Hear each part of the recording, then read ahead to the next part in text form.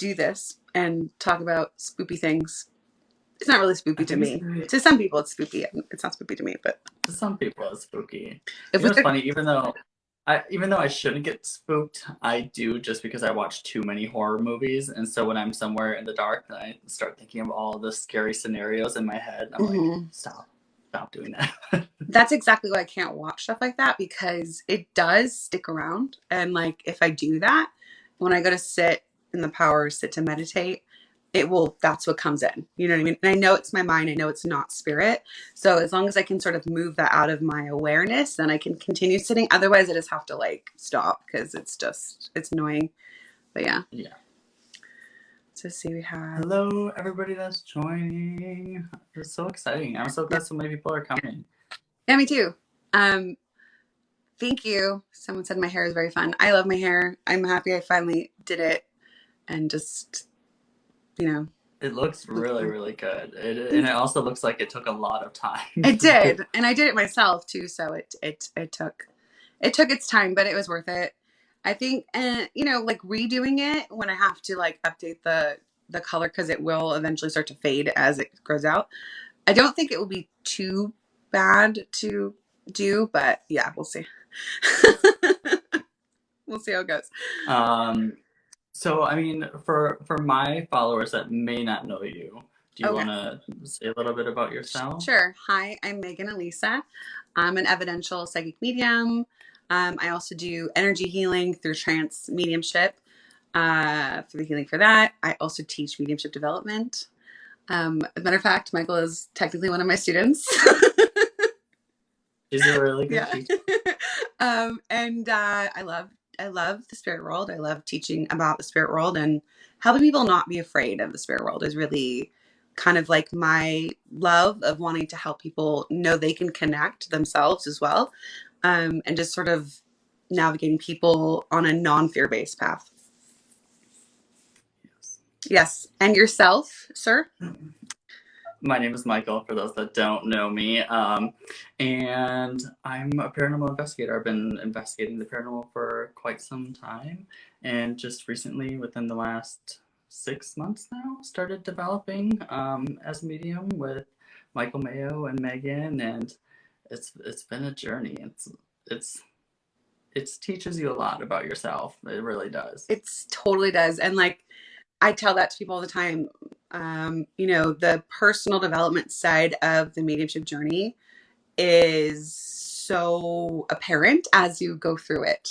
How much you need to really look at yourself and like see what's blocking you, what's causing you to have fear or lack of self-confidence, or, just basically what are you doing that's, criticizing everything, that's not allowing you to really get out of your own way.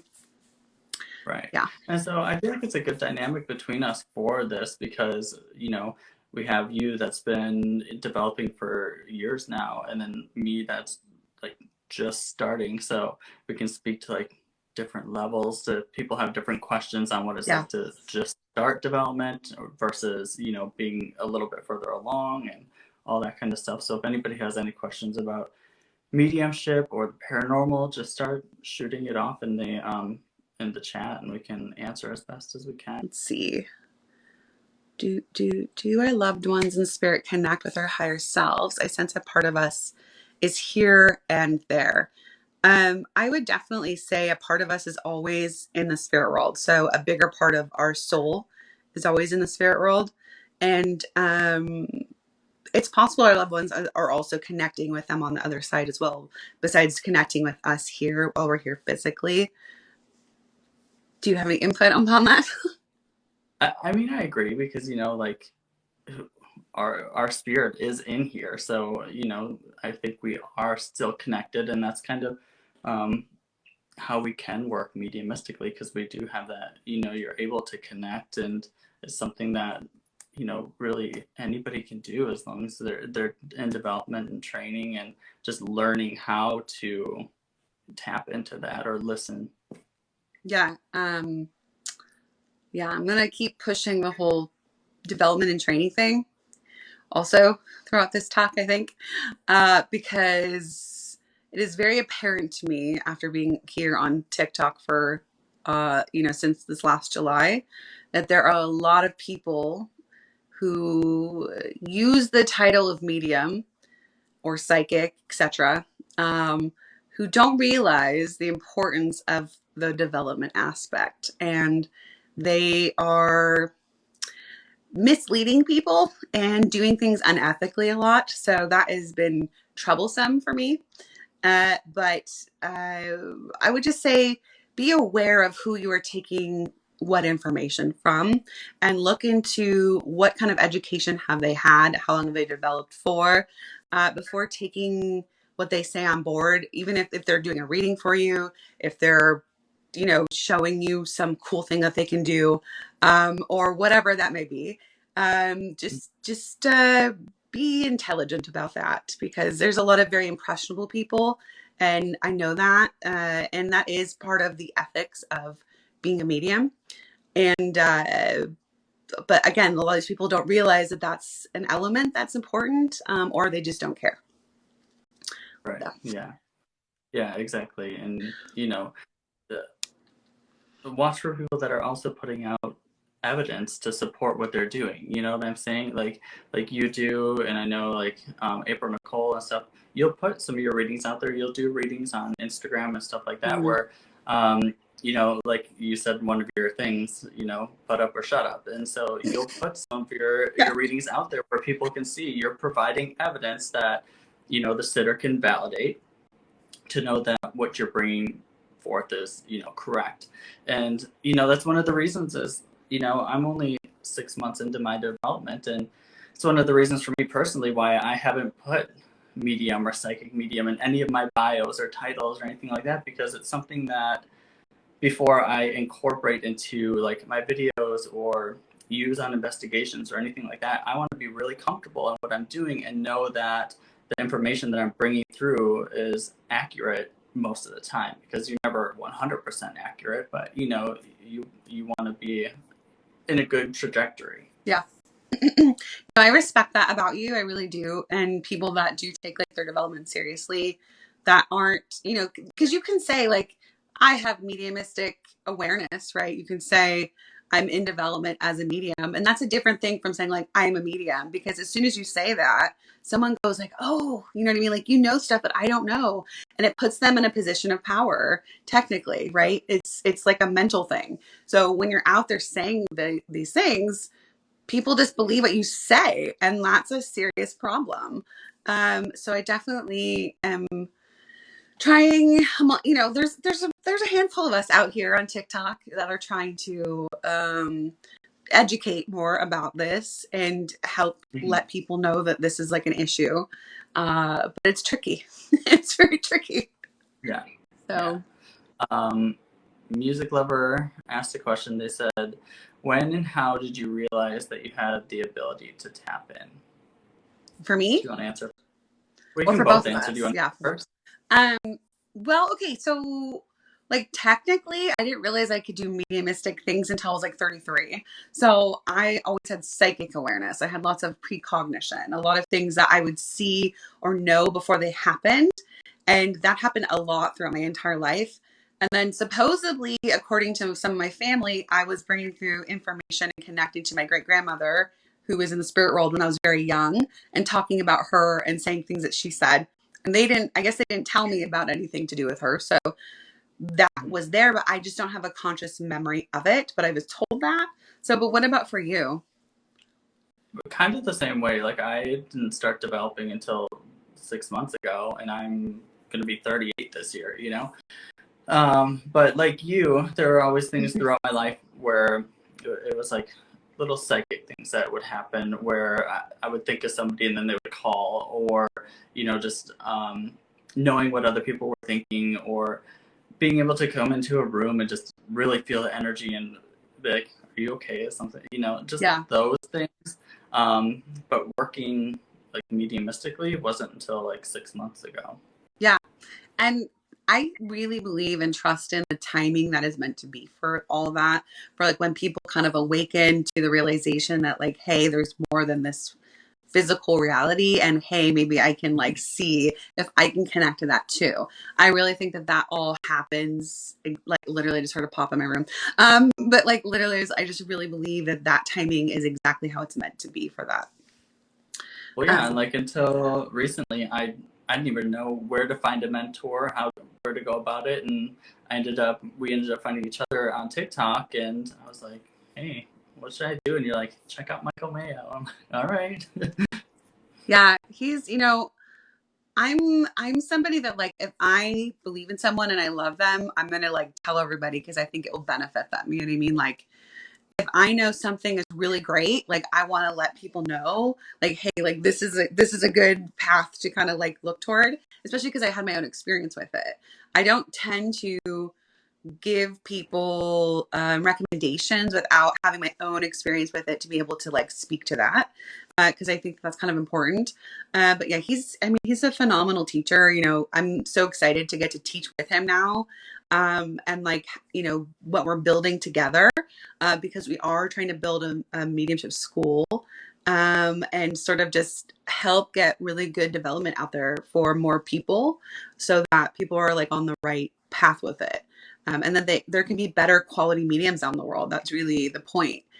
I want all the people. I want all the people that are on TikTok that say they're mediums to come and like develop. I'm not trying to be like, hey, go fuck off. You know what I mean? Like, I'm like, no, come on, come develop. Like, if you say you're a medium, you want to do this work, you want to help people, let's do it. Like, let's help people, but let's do it the right way. You know?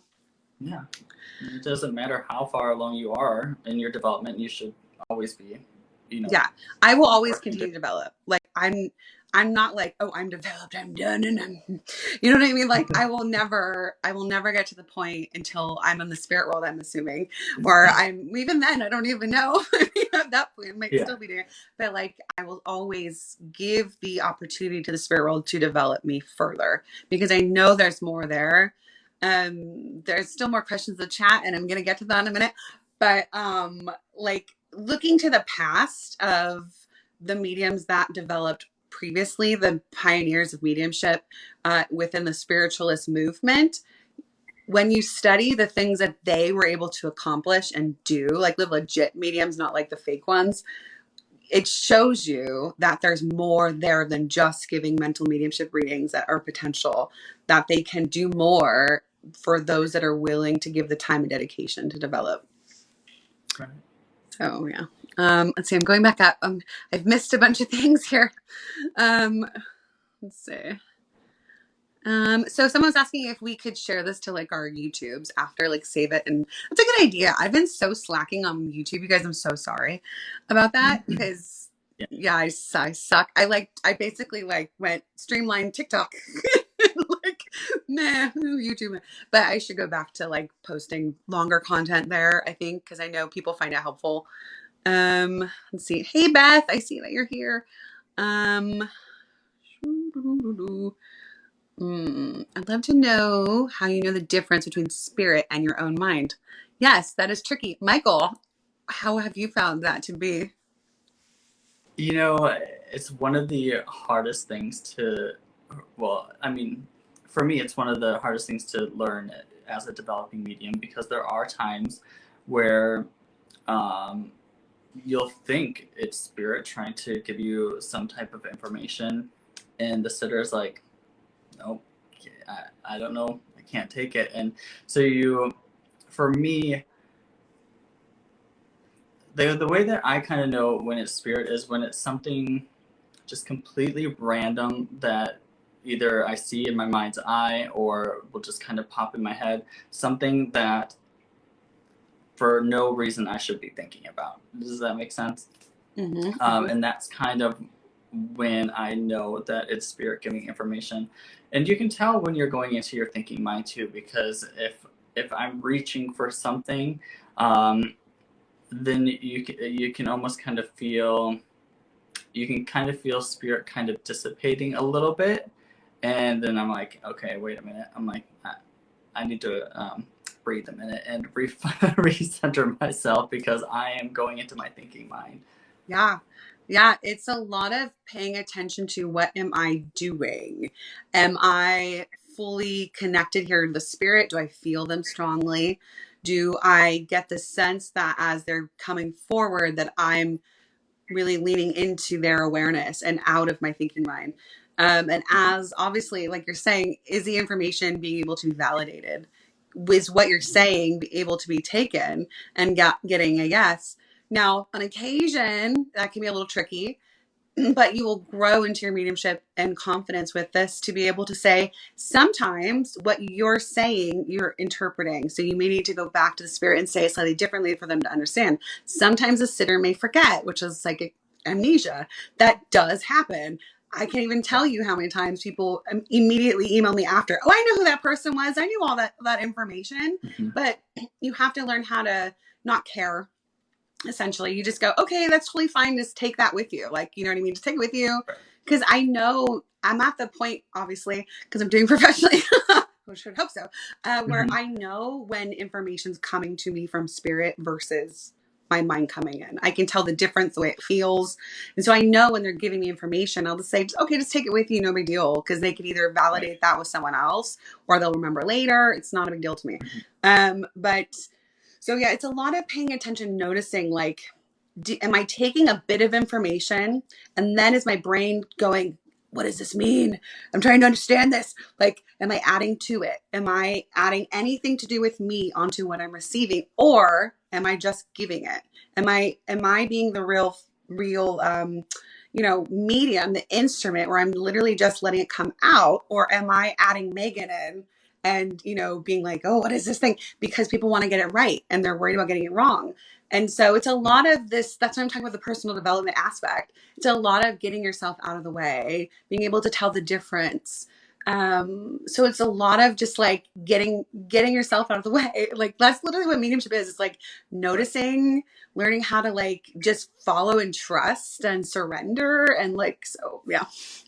I hope that helps who asked that question. When did you realize what your spiritual gift was? How did you know what to study to help your gifts?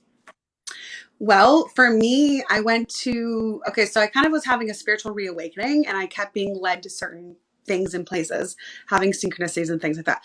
And then a medium essentially was like, hey, I'm pretty sure you're a medium. Like, go to this development circle. And it just happened in Michael Mayo's development circle that was happening like 2 days later.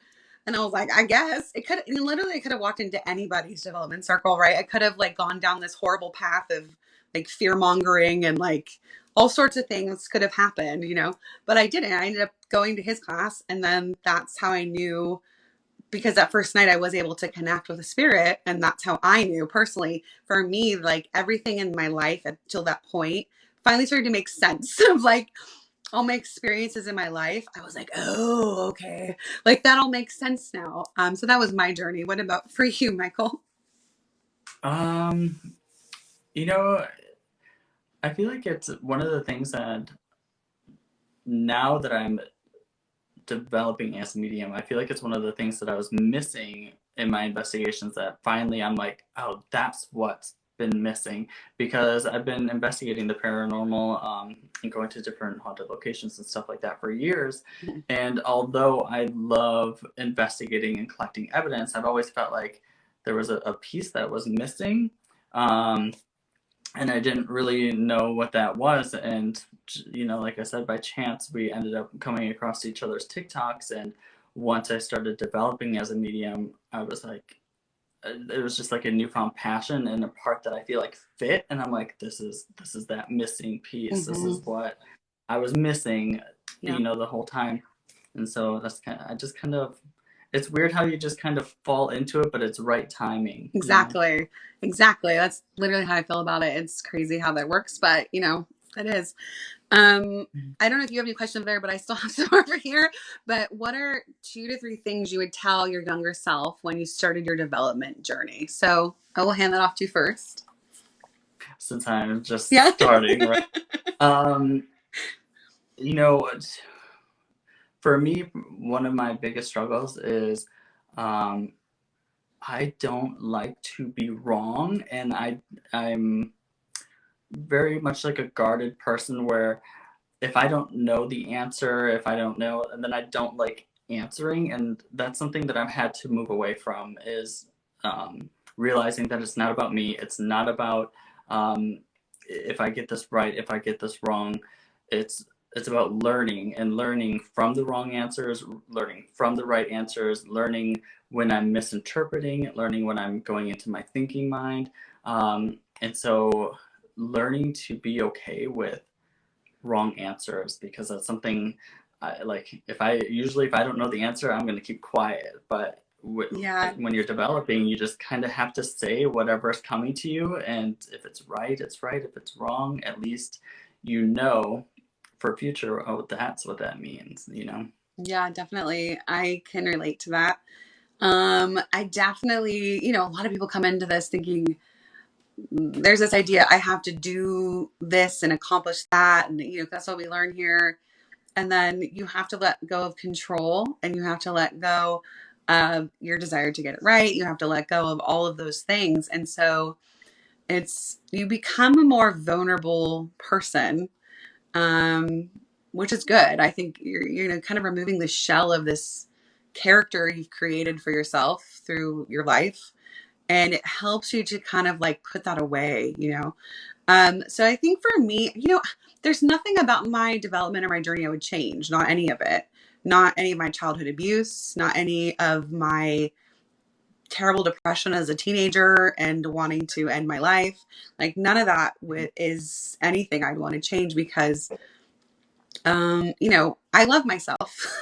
I feel like I love myself, and I enjoy myself. I enjoy what I'm doing. I enjoy the process that everything that I went through taught me, including like through my mediumship journey of having to learn to let go, surrender, trust. All those things built up that love for myself and my character and the true person that is Megan, really. And so I think, I guess, just what would I tell myself? Just keep loving yourself, I guess, would be, don't worry about getting it wrong. Don't worry about um, any of that. Just keep moving forward. And yeah, I don't know. I guess that's pretty much what I would say. Um, Yeah. let's see. They also mentioned that I wasn't allowing them to cross over. I did not relate to my loved one. Hold on. I think I missed a part of this. Um, Oh yeah, someone told someone that their loved one was angry at them. They're not, honey. Like, No. and if you guys ever go to somebody that's like, your loved one's angry with you, they're in hell, they're stuck here, you need to do something to make them happy. Like, all of that is just misinterpretation or just outright bullshit. Like, that's being said by the ego of the medium. And I'm sorry to say that, but it's just true. And your loved ones literally only come forward, like they put an effort in to come forward, to communicate and to like guide, to help bring evidence of their survival, to like give you things to help you heal, to help you move forward in your life and to have a better life. That's the whole reason they come forward. They don't come forward for any other reason. They're not angry with you. Anger comes from the ego, and we let go of the ego, we move to the other world. So that doesn't even make sense to me when people say stuff like that. I don't know. Do you have input on that as well?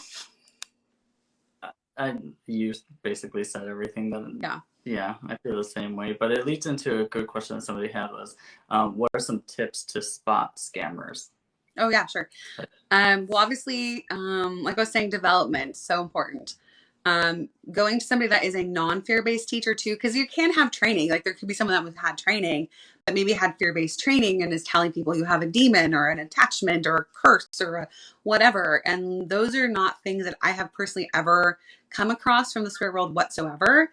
And to me, that's more of the misinterpretation again, adding our own filter onto what we're actually perceiving, or not understanding what you're perceiving and then determining what this means from yourself, from your own mind. So what was the question? My brain tips for just went. spotting Tips for spotting scammers. Yes, Like I think one of my biggest tips. Yeah, okay. Right. like one Okay. of So my yeah, biggest tips is, training. Yeah, training. yeah, Non-fear based training. Anybody that's like, oh, honey, I feel a curse on you. You have an attachment. If you pay me $1,000, I can remove that for you. That's nonsense. Yeah. Anyone that's like, yeah, your relatives in hell, any stuck, anything like that. It just shows lack of training, lack of understanding of the spirit world. Anybody that's not giving quality evidence too, that's also important, because people can fill in with a lot of words that aren't actual evidence. Like I've been scammed. I've been literally frauded. I've been like scammed by mediums. I've had somebody just basically tell me, "Oh, you have, fairy wings behind you, and you should stay at the beach more." Like, I don't know, like that was literally like the whole reading, right? I was like, what the fuck? I had a medium that was claiming to do art precipitation mediumship, which I kind of have to explain if I'm going to talk about this. But it's a form of physical mediumship that supposedly, is possible, and I do believe it's possible. But this person who was doing it and charging about $100 for a person to come for a gallery style reading, which is like a group reading, they ask you questions before you go. So this is a big red flag. They should not need to know even your name if they don't. Honestly, I don't need to know someone's name. Energy, it doesn't make a difference. Literally zero. So they don't need to know the loved ones' names. They shouldn't need to know your people you're trying to reach. They shouldn't need to know any information about anything. They should be able to perceive that from the spirit world. So this person asked, beforehand, months before this happened, by the way, who are all the relatives you want to reach, first and last name? What are the guides you want to reach? What's your question, right? So obviously red flags were going off. Michael was like, no, no, no, no. I was like, well, I kind of just want to go and see what this is all about. You know what I mean? Because I've never had an experience like that. So I knew going in it was likely bull. But I wanted to see maybe something will come of it. So what I did for myself was I was mostly truthful for what I was filling out. But I did like partial names, or like maiden last names, or my dad has, he goes always by his middle name. And he always told me if anyone ever calls his office and asks for his first name, he knows they don't know him. I know my dad would never come through with his first name that he didn't go by. So I put his first name. So basically this person brought through this. He's like, the spirits are here. And he would just like list the names I had written on this card with no evidence whatsoever. And it was like the wrong names that I put, because I was hoping if I put the wrong names, maybe the spirit's intelligence would bring through the right names and it wouldn't matter. But that's not what happened. And so I was frauded. And unfortunately, a lot of people believe in this person, and, they have like a big fan club, and it's a big, apparently if you talk about him and say his name, he will bring lawyers and things like that. So I have not done that. But, if anyone wants to private message me and ask me, I'd be happy to tell you. Just, because I want to help people avoid any fraud. Mostly it's like people that are involved in the mediumship community that would even know about this person, or like the spiritualist community. But yeah. Anyway, yeah, just look out for people that are asking too many questions, looking for too much information, and people that are saying that they're your only savior to something, yes, like attachments or exactly. demons or lifting curses. If they're claiming that they're the only ones that can clear this energy from you, it's like, run the other way. Yeah. And I want to add to that, anyone that makes you reliant upon them. So like I have a policy. I don't want people booking with me more than 6 months at a time. Like, you need to go live your life. I don't want you relying on me. That's not what this is for. This is for healing and some guidance. It's not for me to tell you you should do this and that and etc. Right? That's free will. That's your job to live this life. That's why you came. It's not for me to constantly be meddling in your world. Okay. So anyone that's making you reliant upon them, or takes you very frequently and things like that, I would say avoid, because that's not healthy. Yeah. Recommended books. Do you have any books that you really have read and loved? And I know I have. So I have two right now that I've read. One is The Evidential Medium. I think maybe it was on your recommended, by Kay Reynolds. That was a good book. And the other one is Mediumship Made Easy. I think it's by Gordon Smith. Mm-hmm. Yeah, and those are the two that I've read so far that I've really liked. Yeah, I would say Gordon Smith's books are great. I really like those because they're practical, they're easy. He's on the same page as far as like, non-fear based. He's one of my teachers also. He's an amazing medium from Scotland, from the UK. Very evidential. Such a loving, wonderful person. So I definitely recommend his books. I have a recommendations link on my website with books I recommend. If anyone wants to check that out, I like to give people resources. So there's like some YouTube videos and like some books and things like that I need to add to it. But I want to try to help people develop, in any facet that they can do, really. Let's see. Stephanie asked, I was able to see spirits and they stopped suddenly. What can I do to be able to see them again? Yeah. Okay. So sometimes what happens is if we have an experience and we like really latch onto it, and we're like really like I want to do that again, then we're actually getting in our own way. So how you actually perceive the spirit world is to become receptive and open and relaxed. And so a lot of people will notice you can have an experience when you're just sort of relaxed and open and it just happens to you. It's different when you want to try to make it happen or to like let's say I was like, Michael, do a reading right now for me.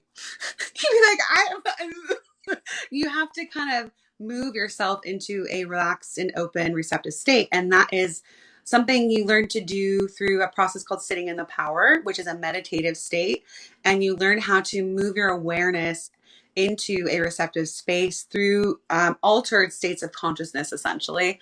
And you become open and receptive to feeling the energy and having that experience with the spirit world, though you're not doing it to connect necessarily to get readings and things like that at that time. It helps to train your mind to be able to move into that space very, very easily. If I wanted to right now, I could do it at a drop of a hat because I have done this so much that's as much as I need is the intention to move myself into that space. I can do that. For someone that is new, much harder to kind of relax into that state. So that's what I would say. And that's something I've definitely experienced that in my development. I've had, I did 2 readings that went really, really well, and so I had that like set in my head. I'm like, oh, I can do this now. Like this is easy. I got this. And then the next reading, like it just it tanked. Like, and I was too in my ego. Like, and that's one of the things you have to move out of the way. And a lot of the times, when I will like hear something randomly throughout the day, or you see something kind of just like a shadow or anything like that, it's usually when I'm not thinking about it at all. It'll be when I'm standing at the mirror brushing my teeth or something, like not trying at all. Because when you start to try and you start grasping, then like it just shuts down. Exactly. Yeah, because when you're just sort of in a meditative, daydreamy space, it can just happen to you because you're just sort of open. But as soon as you're like trying, then your energy's like, like this. And that's the opposite of where you want to be with your energy when you're trying to connect. So again, it's like a process of learning this through development. Again, why development's so important. Like there's so many facets of development that are just incredibly important. Someone asked, what were the easiest and hardest parts of mediumship development for each of you? So I think we kind of talked about this, like about the control, perfectionism, wanting to get it right, getting in your own way, your ego, fear of getting anything wrong, or just fear of any of that. Like that's pretty much insecurity. Insecurity is a big one because, like I don't want to go into a reading and not give any good evidence and somebody to be like, oh, this person is a fraud. They can't do that, And I have to remind myself every time, this is why I'm developing. This is why I'm like a student right now. This is why I'm doing practice readings, is because I'm learning each time. And through my learning, it's not going to be perfect, and that's okay. And I'm still learning. Exactly. Yeah, that's like a big part of it. April Nicole came in and said hello. I don't know at what point she said that. She said aloha, but hi, April Nicole, if you're still here. Sorry if I missed that. But yeah, let's see. You're so sweet. Hannah, someone said that my hair was beautiful. Amazing. That's so sweet. Um, let's see. Da, da.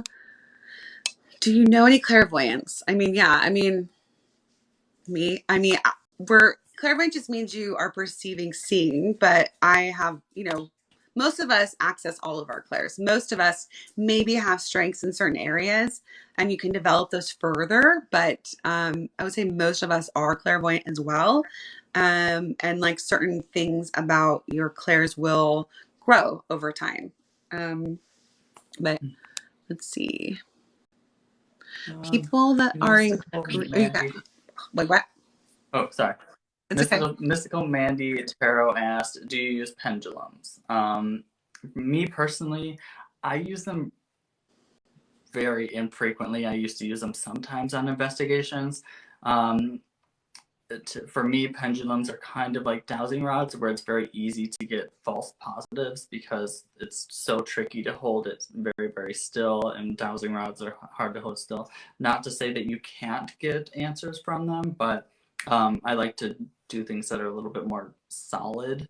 So I don't use them as much. Do you? I very, very, very rarely use it. And if I'm going to use it, it's going to be for something to do with myself. So I might ask something about, I don't know, something for my body or something like that, because I do think it is connecting to your subconscious as well. So I don't think it's like the spirit world necessarily moving it. I think, of course, the spirit world could potentially do that in the right conditions because they can move anything in the right conditions. That's incredibly rare, FYI. Very rare. And it takes years and years and years to develop that as a physical medium, to be able to have physical phenomenon to actually move in the room and things like that. So of course, here on TikTok, there's a ton of, moving things all the time. It just happens. It's just like totally normal. But that's not reality. Every time they turn on the camera, it happens. I know. Amazing. It's incredible. There's like a second part to that question, and is, are they helpful for beginners using pendulums? What's the purpose of the use is what my question. What's the purpose of the use? I don't recommend using them for communicating with guides and things like that. Because I have seen so many people claiming that they're getting some crazy, crazy ass information from their guides using a pendulum, which is just like a bunch of nonsense about crazy things happening in the world, like about, I don't know, just crazy, crazy nonsense. It's just coming from their own mind. So I personally think developing a relationship with your guides in other ways is more beneficial for you to have like true communication personally. I mean, it's not bad. I learned the pendulum when I was 15. My grandmother taught me how to do it. But what she did was, it was to say like, which babies am I going to have? So she just took my ring on like a string, and like we did, back and forth, or was a boy, and like circle was a girl, and like it said girl, boy, girl. And so I knew when I got pregnant, I was like, I know this is a girl, and that was true. And I knew next time I got pregnant, I knew it was a boy, and that was true. I don't have a third baby, but maybe my dog, who's a girl, is gonna lick my baby. So I just think it depends like how you use it. Yeah. But yeah. Someone said people that are in grief. I agree. I think it's Sorry. I'm like, oh no, I like you're saying, I think it's how you use it, and just like I think I've heard Michael and you say it, just don't let anything become a crutch, like feeling like you cannot connect or cannot communicate without that specific device. Absolutely. Because we are the tool, really. Like we're the antenna, we're the tool, we're the link to the other world. We don't need an outside tool to access that. Those are kind of just for fun, or like, a little extra flavor kind of a thing, but we don't need it really. Someone said people that are in grief, we are so vulnerable, and fake mediums take advantage of us, and this. Yeah. And like, there's been so many clients that I've had that have come with stories of things that were told to them, or like had bad experiences, or were scammed and things like that. And it just makes me so angry that there's people using the name of medium in that way in the world. I know that will always be an issue, but that's like in every profession, there's people that do stuff that's wrong and bad and that shouldn't be doing it. And I mean, there's doctors that do things, there's lawyers that do things, there's, auto mechanics. It happens because people are people. But that's why, we're up here doing this kind of thing, trying to just educate. So the more we educate people, the less likely they are going to be hopefully taken advantage of, is really my hope. So, I have another question, if that's okay. Yeah. Okay. How do some of us overcome our fear of death to live more freely? You know what's weird? I've never been. This is good. It might sound kind of morbid, but I've never been super afraid of death or the afterlife, because of what I believe happens afterwards. Mm-hmm. The only thing that scares me is like the dying process. Like I don't want to feel pain or that kind of thing. Yeah. That's the only part of it that worries me. But the part that comes after that, I'm not afraid of that. Yeah, I agree with that. I think that mediumship can help ease that, actually. Mediumship, by showing the evidence that life does continue on, can help people realize they don't really have anything to be afraid of as far as dying goes.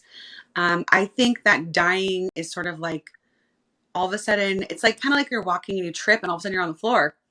You know what I mean? There wasn't a lot of in between there. It was just, boom, I'm on the floor now. And then there you are. You know what I mean? If you have an illness, it's like, if you're, obviously I haven't been dying of certain things as of yet, right? But when you have a very serious illness, you're very much in it. There's not really anywhere else to go. Like, you're just in it. You have to sort of just deal with that. Sort of like when I had my son, I had a natural labor and birth. I had no pain pills. I had no any of that. And they put me on Pitocin. So I had hard labor. And I had to go within myself to deal with that. There's no escaping it. You can't be like, I don't want to have the baby anymore. Sorry, I don't want the baby anymore. I kind of tried that, Right. honestly, but that didn't work. I had to continue on. So I was doing like things like hypno babies or hypnobirthing, where you're doing like you're listening to a thing where it's like a hypnosis. But basically, what I was doing is going into a meditative state, almost like a trance-like state, to be able to deal with the pain and just like do this thing. So I think that when you're sick like that, it's very similar kind of thing. You're in it, and then it's over. So I think that kind of realizing acceptance for all things is part of the natural order of life. When we have physical things here, they all come to an end at some point, and then there's a rebirth of some kind, whether that is going to the spirit world and starting a new life there, or coming back here at some point to do it again. So that's kind of like my take on it. Yeah. Somebody asked, should I be worried if an entity attached to me said it wouldn't leave me alone? So I guess like attachments. Mm-hmm. I have questions. That's kind of what I want to know more from this person. Like, what makes you think you have an attachment? What have you been experiencing? Did someone tell you have an attachment? Like, these are the kind of things I would like to know. But what I can say is a lot of things that people think they may have. Let's say someone's like, oh, I'm sensing something, right? So they may sense something and then they go, oh, that means this. So they're adding themselves in. It means you have an attachment. They may be sensing you have depression. They may be sensing you have anxiety. You know what I mean? But then they call it an outside source instead of understanding that sometimes they're just picking up on energy from the person and just naming it something else. Mm-hmm. That's my... Yeah. That's one of the things people ask me too, is like, when I go to haunted places, am I afraid of an attachment following me home or something like that? And the two things I kind of point out to them is like, one, I don't really believe that spirits get trapped, but if, say, for example, this spirit was trapped in this home for 100 years, why all of a sudden is it going to leave and come home with me, But I don't believe in that, so that's kind of a mute point anyway. But the other thing is, too, is totally forgot where I was going with that, the second part. That happens, isn't it? It's just like, yeah. It's just like, it was gone. I was like, I have no idea what I was going to say next, but I did have a second part to that somewhere. So, let's see, attachments. Oh yeah, in your memory. attachments, Yeah. following you home.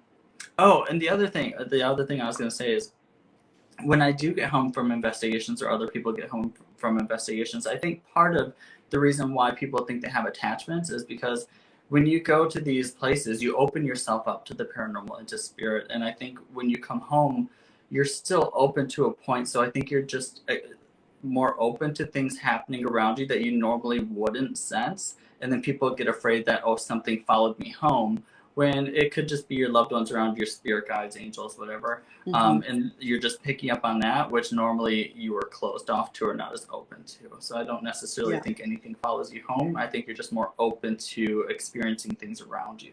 Yeah. So, like, to add on to that, also, you're in a heightened state of fear most of the time. And so when that happens, every little sense is like easily triggered, right? Anything around the corner must be something that's there. It's like when you're watching a scary movie and someone comes in, but they're not doing anything to you. It's just that you get scared because you're in a heightened state of awareness and fear. And so that kind of stays with you. It's the same as like we're talking about if you are watching things and then it comes to your mind when you're sitting, these things stay with you for a time until they kind of go out of your energy. So that's what I would say as far as like not being afraid of attachments and things like that.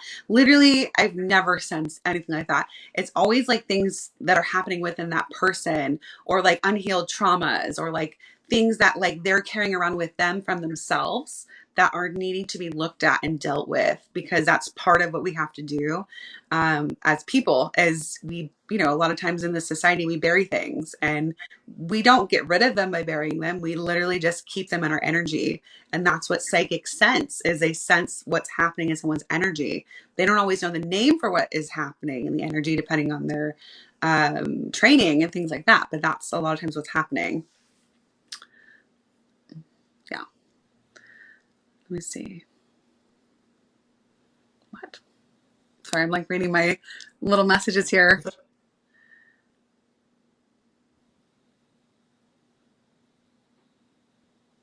I want to take a course. Oh yeah, someone said so I do private readings. I do public demonstrations of mediumship. I do free ones. I do ones for charity. I do ones where I get paid too, but like I try to help out. So I do private readings. I do that, and then I have a course coming up with Michael Mayer that I'm teaching. They're not technically released yet. The spots are limited. They will probably come out early this next week. He kind of wanted to finish up, his signups for his other course that he's doing, which makes sense, I guess. But him and I will be teaching this together. It is a limited class size so that him and I can work more one-on-one with people. Michael took that one, the 6-week course that we did together. And it's really fun. And usually we have a wonderful group of people. I've never, okay, maybe on a few occasions throughout my whole development with Michael and other teachers have there ever been like people that were maybe I'm like I don't know about that person, but almost everyone comes is wonderful. And they're also like doing their own things within themselves and it's a bit tricky sometimes to kind of take off that mask and just anyway, that's not the point. The point is starting July 31st and the spots for that will go out and the information will go out for that next week, like on Instagram probably, and I may talk about it here too. So I just wanted to say that. It is a really great course. It was a really great course. I loved it, especially for people that are just beginning, learning the basics, learning to feel your own energy, spirit energy, introducing to what it feels like when a guide steps in. And the thing that I like about it too is like I never felt the way that you and Michael teach is very inviting and comfortable, and so you never feel like put on the spot or like you have to get something right, and like it's just a very welcoming atmosphere, and it makes it easy to learn. Thank you. I'm glad to know that. Yeah, because any pressure you put on yourself like that will close up your energy and you won't be able to do it. So it's just about taking all that off, taking the pressure off of everything and just having an experience. Literally, you're just describing your experience. That's literally what you're doing. And if you have no experience and you Mm. have no experience, and that's totally fine too. So yeah, just putting that out there. Matthew asked, does being a medium ever scare you? No, not even from day one. Not even from my first day in development. Never. Yeah, I've so far since I've been developing, I've never had a scary experience at all. Um, the only time I get afraid is when I'm in a haunted place and my imagination starts running, thinking about horror movies. But Yeah. everything that I've done mediumistically has never been intrusive or fearful or anything like that. It's always come from a place of love, and it's never been scary. Yeah, no, I think, and then, okay, again, I'll go back to this is why development's important, so you understand what's happening to you. Because it's happening to you, and it's a matter of understanding what's happening to you and why it's happening. So if you're getting tightness around the throat, like yesterday, I had a young man that unfortunately strangled himself. And so I was feeling this tension, this squeezing literally around my throat. But it wasn't like to like take my own breath away, really. It was just to show me and tell me this is how this man passed, you know. It's only way they can get through to you essentially is giving you information through the different clairs. And so that may be feeling, it may be all different ways. It's not to scare you or to hurt you. It's just to give information. So the more you understand what's happening and understand your development, the easier things get to not be afraid and, to know there's nothing of the spirit world that wants to hurt you or do anything to you. They don't stay with you. As soon as you're done and you move your awareness back to the physical world, they're not there anymore. You know what I mean? The spirit world, here's the thing. The spirit world is always around us because we're literally realities within realities, right? So, but it's us who has to become aware of them through our sensitivity and openness. But as soon as we're done with that and we kind of close our energy down and we're just paying attention to this physical reality, we're not sensing that anymore. If you're sensing things like that all the time, that means you're still open. Your awareness is still searching for this. So it's a matter of learning, what am I doing? And things like that. So I know I'm kind of going off on a slightly different place with this, but That's okay. yeah. Um, Do you have a question? I am looking. I also did a private reading with Megan, and she gave me some suggestions for my spirit guides. Yeah, I feel my best friend's spirit always around me. Yeah, definitely. They're like there, like literally, they're a thought away. They're always with us. So something I learned through like my mushroom, that I had a psilocybin experience. And one thing that was incredibly obvious to me and already was before this because of my mediumistic awareness, but that literally we are never separate or ever alone, ever. Like they're there. They're literally there, even if we are not aware of them. Through this, it became just so much more apparent that, this is all for love. And like things like we're just so ridiculous, like how ridiculous people can be, and like how, that we're here literally for fun. We came here to have an experience, and like it was for fun for us.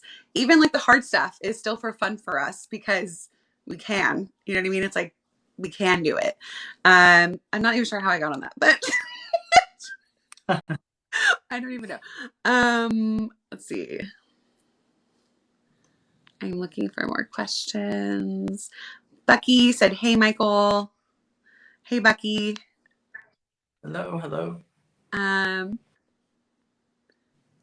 do you know if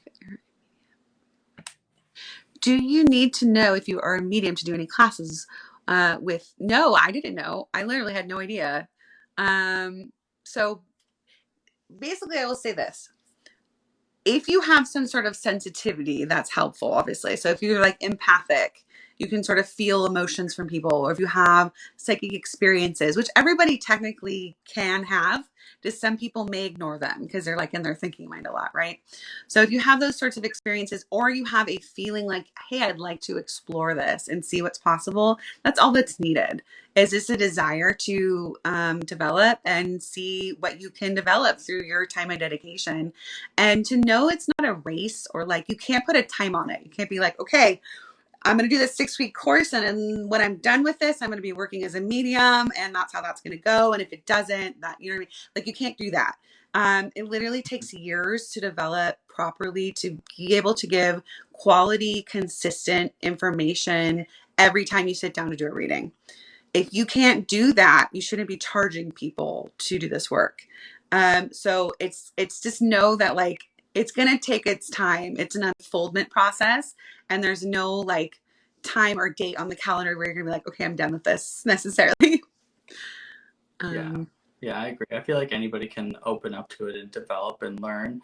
And, you know, it's kind of like sports. Is everybody going to go to the Olympics? Maybe not, right. but like everybody can learn how to play that sport, you know? Yeah, and it benefits you. Like it's not always like some people Hmm. that come to develop aren't necessarily wanting to do readings professionally or even, consistently for other people, but maybe it's to help them open up to their own guides and their own family members and to just have that awareness for themselves. And for whatever that reason may be for you is totally fine. The only thing I would say, don't do it because you want to be famous and you want to, get a TV show as a medium. The reasons behind why you develop should be for wanting to help and heal people. And that's the true essence of mediumship. And if that isn't your desire, then please just find something else to do, because otherwise that's just your ego and you're not gonna be able to really do a very good job of it anyway if you're super full of ego like that. Yeah. So yeah. Thanks, Becky. Let's see. Do spirits attach themselves to people? So we did talk about that. No, they don't. They come for a time and then they go away. This is where I sit to do readings in my bedroom. And I literally do 3, 4 readings a day, a couple of times a week, and I'm also doing spirit stuff on my own, sitting with spirit, etc. Never has there ever been a spirit that has stayed here or attached to me. And, so no. Hmm. Yeah. Does your significant other understand or get scared? How about for you? My husband, we have completely different beliefs on what happens after we pass, the afterlife. Um, I'm very much into the paranormal spirits, and he would rather just not be a part of it. You know, like the whole spirit paranormal thing kind of scares him a little bit, and that's okay. So you just have to. The thing is, though, that is he supports me and supports what I do, and that's what's important. They don't have to necessarily understand or have a big interest in it, but the support's what matters the most. Funny enough, I'm literally talking on this topic for the Divine Self Summit, which is happening June 21st through the 25th. I'm talking on the 25th on a Friday. Uh, but it's a whole summit about like discovering more about yourself, essentially, and like spirituality and all these sort of things. But I'm literally talking about this topic about having partnerships, whether that's romantic or not, that they have a very different belief system than you, or you've gone through an awakening and they haven't, and how difficult that can be, and like helping people kind of get through that. Because for myself, my husband is very analytical and not, he's never even seen me work before, and he believes me as a person because he knows me as a person. He knows I have integrity. He knows I don't. I'm not somebody that would make this stuff up or put all this time and dedication into doing this to like make something up. That's just not who I am. But he doesn't necessarily believe in it. You know what I mean? So it's difficult. But yeah, I'm definitely gonna like talk about more about this. And like you said, it's really about respect, boundaries, and all that kind of stuff. That's really important. Someone said that they've had the same spirit around for a while. It's not going away. So when that happens and you're aware of them, that's probably your guides that you're aware of, or a loved one. um there's no like random spirits that come and just like stay with you. There's a reason why they're there with you. A lot of times you may be aware of them because you're down and you need some help. You need a little bit of upliftment. And they're there to remind you like, hey, we're here around you, because you may not consciously be aware of the fact that you're a spirit here temporarily, but they know that your soul knows this. And so they try to come and remind you through different ways. And so I think that's probably what you're sensing. So if you guys ever do sense something like that, don't automatically go into fear. That is our natural thing to do when we don't understand something, is to move into a state of fear, because that's how we protect ourselves. That's what our ego does. But so if you sense something like that, just know there's really nothing to be afraid of. So you can move out of fear. The more you understand something, the less fearful of it you'll be. Totally agree. I agree.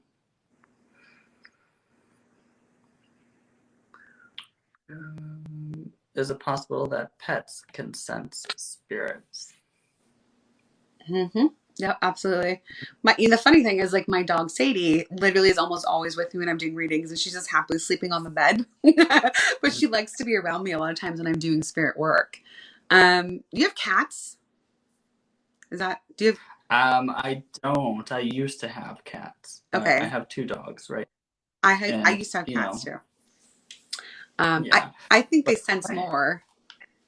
yeah, my animals have definitely, like done the weird things where they're just staring off at a corner at something, and I'm like, Hmm. what are you looking at over there? But I think they sense a lot more than we do. Yeah. I definitely think, like, I don't know. I feel like Sadie seems to kind of sometimes I don't know. I think cats for some reason just like seem to sense a bit more, but um maybe she's just a bit, you know. But yeah. I think you're right though, because when I had my cats, like I think I put this in one of my videos, like on YouTube or something. But my cat would often do that, where he would just sit and like stare at a corner that nothing's there. My dogs every now and then might do something like that, or kind of like growl at something that I can't see. Right. But for the most part, it was my cat that was always acting weird. Yeah. Let's talk about shadow people, because someone was just talking about shadow people. So people get Mm-hmm. afraid of shadows, right? Because they're shadowy and like mysterious and things like that. But there's nothing to be afraid of. It's just the way that maybe they're manifesting from spirit that they're not able to fully manifest as an apparition, or maybe that's just how they're choosing to kind of show up. Sometimes it's a figment of our imagination as well, not always a shadow person. That's also a thing. So there's nothing to be like, literally, there's nothing that I have ever come across in the spirit world that has ever made me feel like they're going to hurt me or they're going to do something to me, or like nothing like that. So Mm-hmm. how do you feel about Yeah, the same, and even through all my investigations that I've done, I've been to a lot of places that were haunted, and I've still never seen a full body apparition. A lot of times, what I'll see is like quick movements of a shadow or something out of the corner of my eye, that? Hmm. and that's usually what I see. And so I think a lot of times that's how spirits present themselves. It's just quick little shadow darting by or movement out of the corner of your eye, and Yeah. um, so I don't think shadow people. I think they get a bad rap, Hmm. especially because of Hollywood and movies and Yeah. stuff like that, and you know. But I just think it's spirits around us. You have to remember it takes an immense amount of energy for a spirit to manifest. And so they're not always able to do that. They don't always have the right conditions to be able to draw upon that energy to fully do that. And so that's why you're not going to, see that a lot. Also, a lot of times when people do see like an apparition, it may be more of like a ghost or residual energy, and not always an intelligent spirit person that is on the other side in spirit, but more of like an energy impression that's like replaying itself, like music on a record. Sometimes people trigger the energy somehow. Sometimes there's sensitivity sensing it. Sometimes there's construction that happens that sort of triggers this energy imprint to kind of recycle. So those are also things that people can have an awareness of if they have a sensitivity to it. Hmm. We're going on a supernatural paranormal investigation soon. Me and Michael and some other Yes, people. I it's just going to be so much got fun. I excited. think it's going to be a lot of fun. Yeah, I'm excited. I'm really, I'm here for it. Yeah, and is Sam coming? Sam's coming, right? yeah. Yeah. Sam, Hope, Oh, and cool. Jade. Awesome. That's exciting. So if you guys follow, is it Mindful Medium 108? Is that correct, Sam? Yeah. Is that my, Mm-hmm. and then Hope Yeah. Medium, our, some of our TikTok mediums here, we're going to go. I don't want to call myself a TikTok medium, actually. I'm a medium that is on TikTok. But we're going to, and so are they. They're developed, people that I trust as mediums. And yeah, but anyway, we're going to go and do that. And that's going to be super fun. And I'm excited.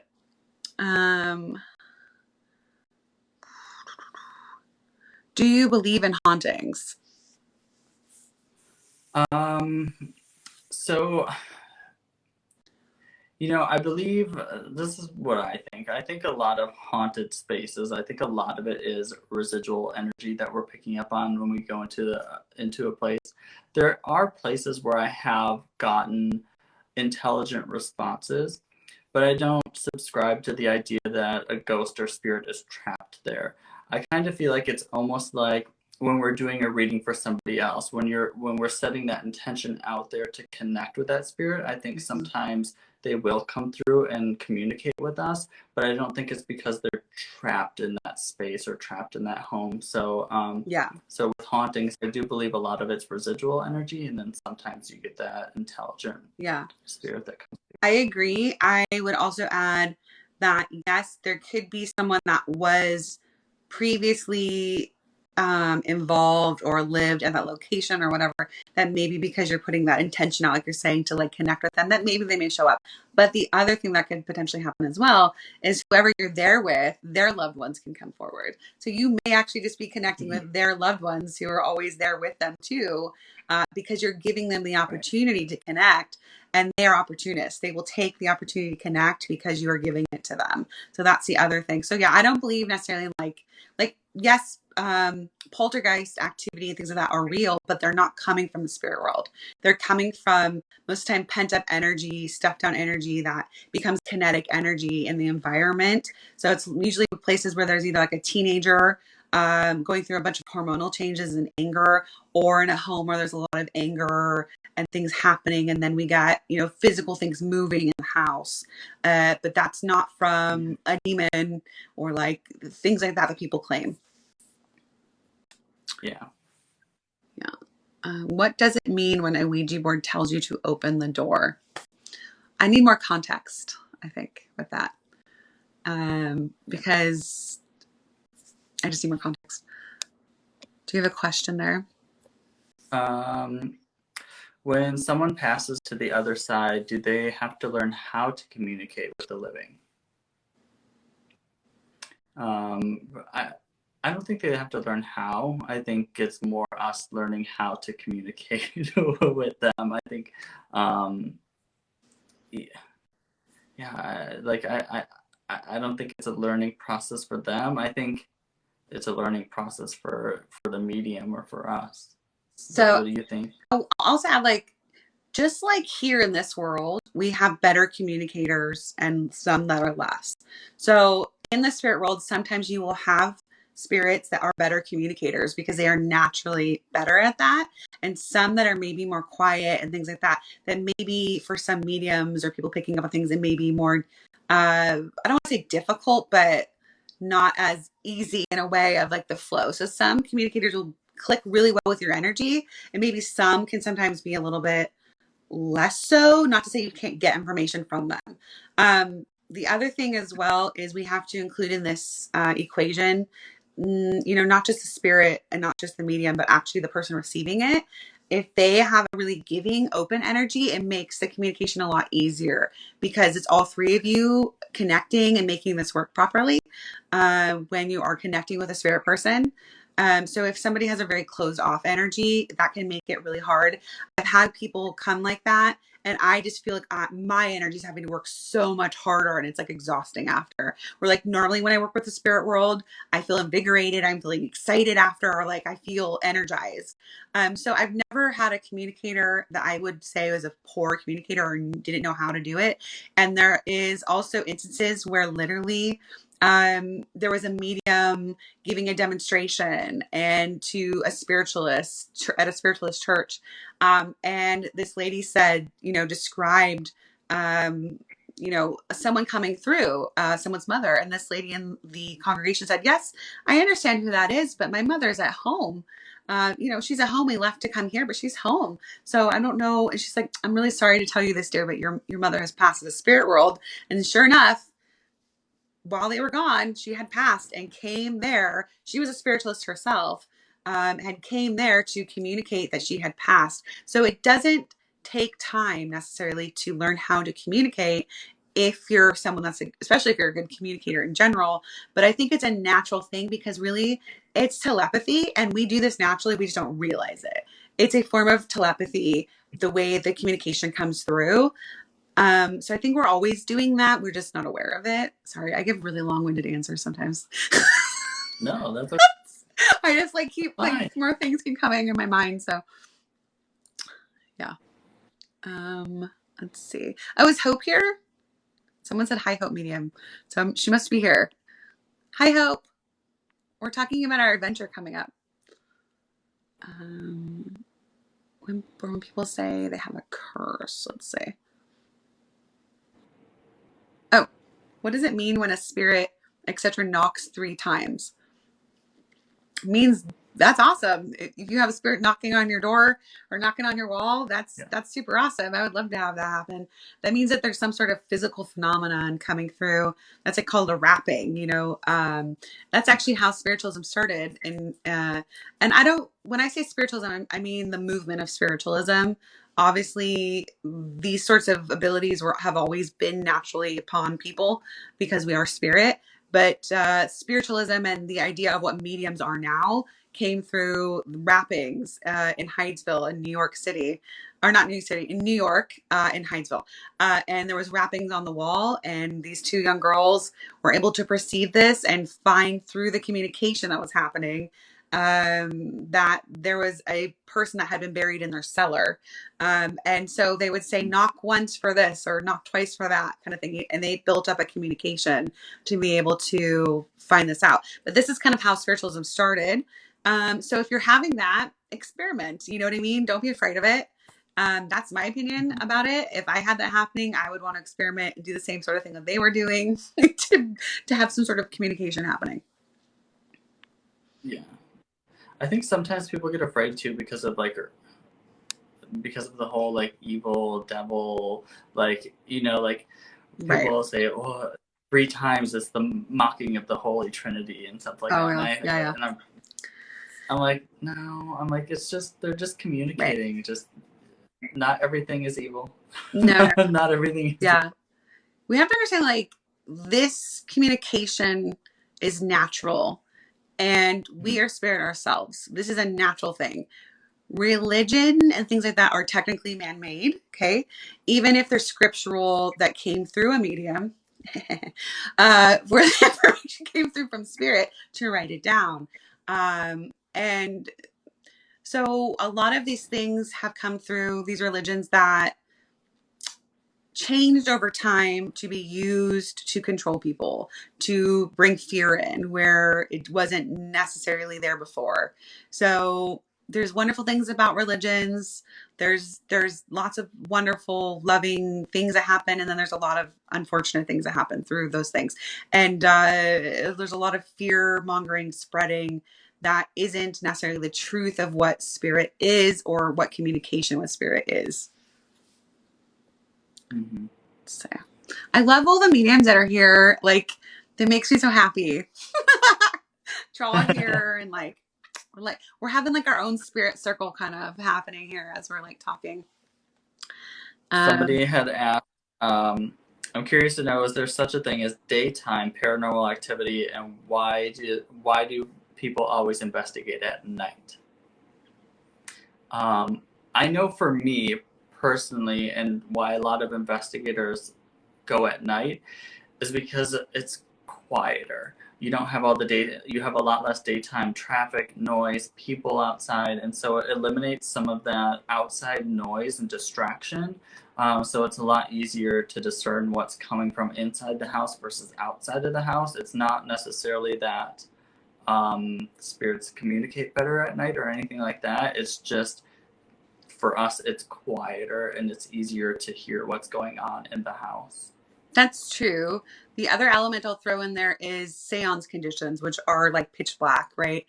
that spirit technically is able to do more in seance conditions in the dark, because sometimes the lights, the bright lights, somehow can affect the energy to make it harder for something to sort of manifest. So I think that's potentially another element to it, on top of the like, yeah, just quiet. Mhm. I think being able to focus too, when you're sort of in like the dark and like just sort of in this more calm space, maybe obviously if your own mind isn't getting in your way and causing fear from being in the dark. But like, I'm not Mhm. afraid of that at all. Like, you can put me in a room by myself, which I've done.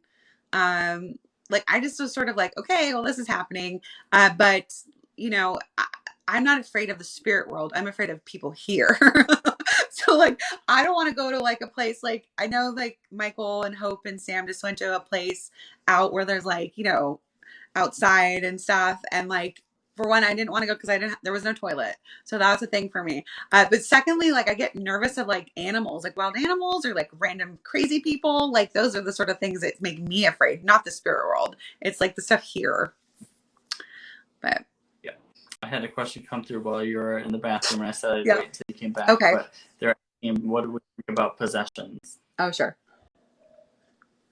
Yeah. So one of my friends just tagged me on some Zoom possession videos where there's like a pastor or like a priest, you know, doing a Zoom call with somebody that's supposedly possessed, and that they're able to do it over Zoom to remove this possession of this person, because apparently that demon can't just exit out of Zoom.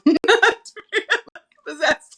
But so, and it's sad because most of these things are like mental issues that are just needing to be expressed. And that's how it's kind of, because of the influence of being told this is an outside source of your issues, or not from you, but from a demon coming, or the devil is influencing you. And it has nothing to do with you. It's something on the outside of you. And so that's kind of what's happening with a lot of those things. It's like, again, like trauma that's needing to be really helped and healed through something like therapy and things like that, instead of, you know, an exorcism.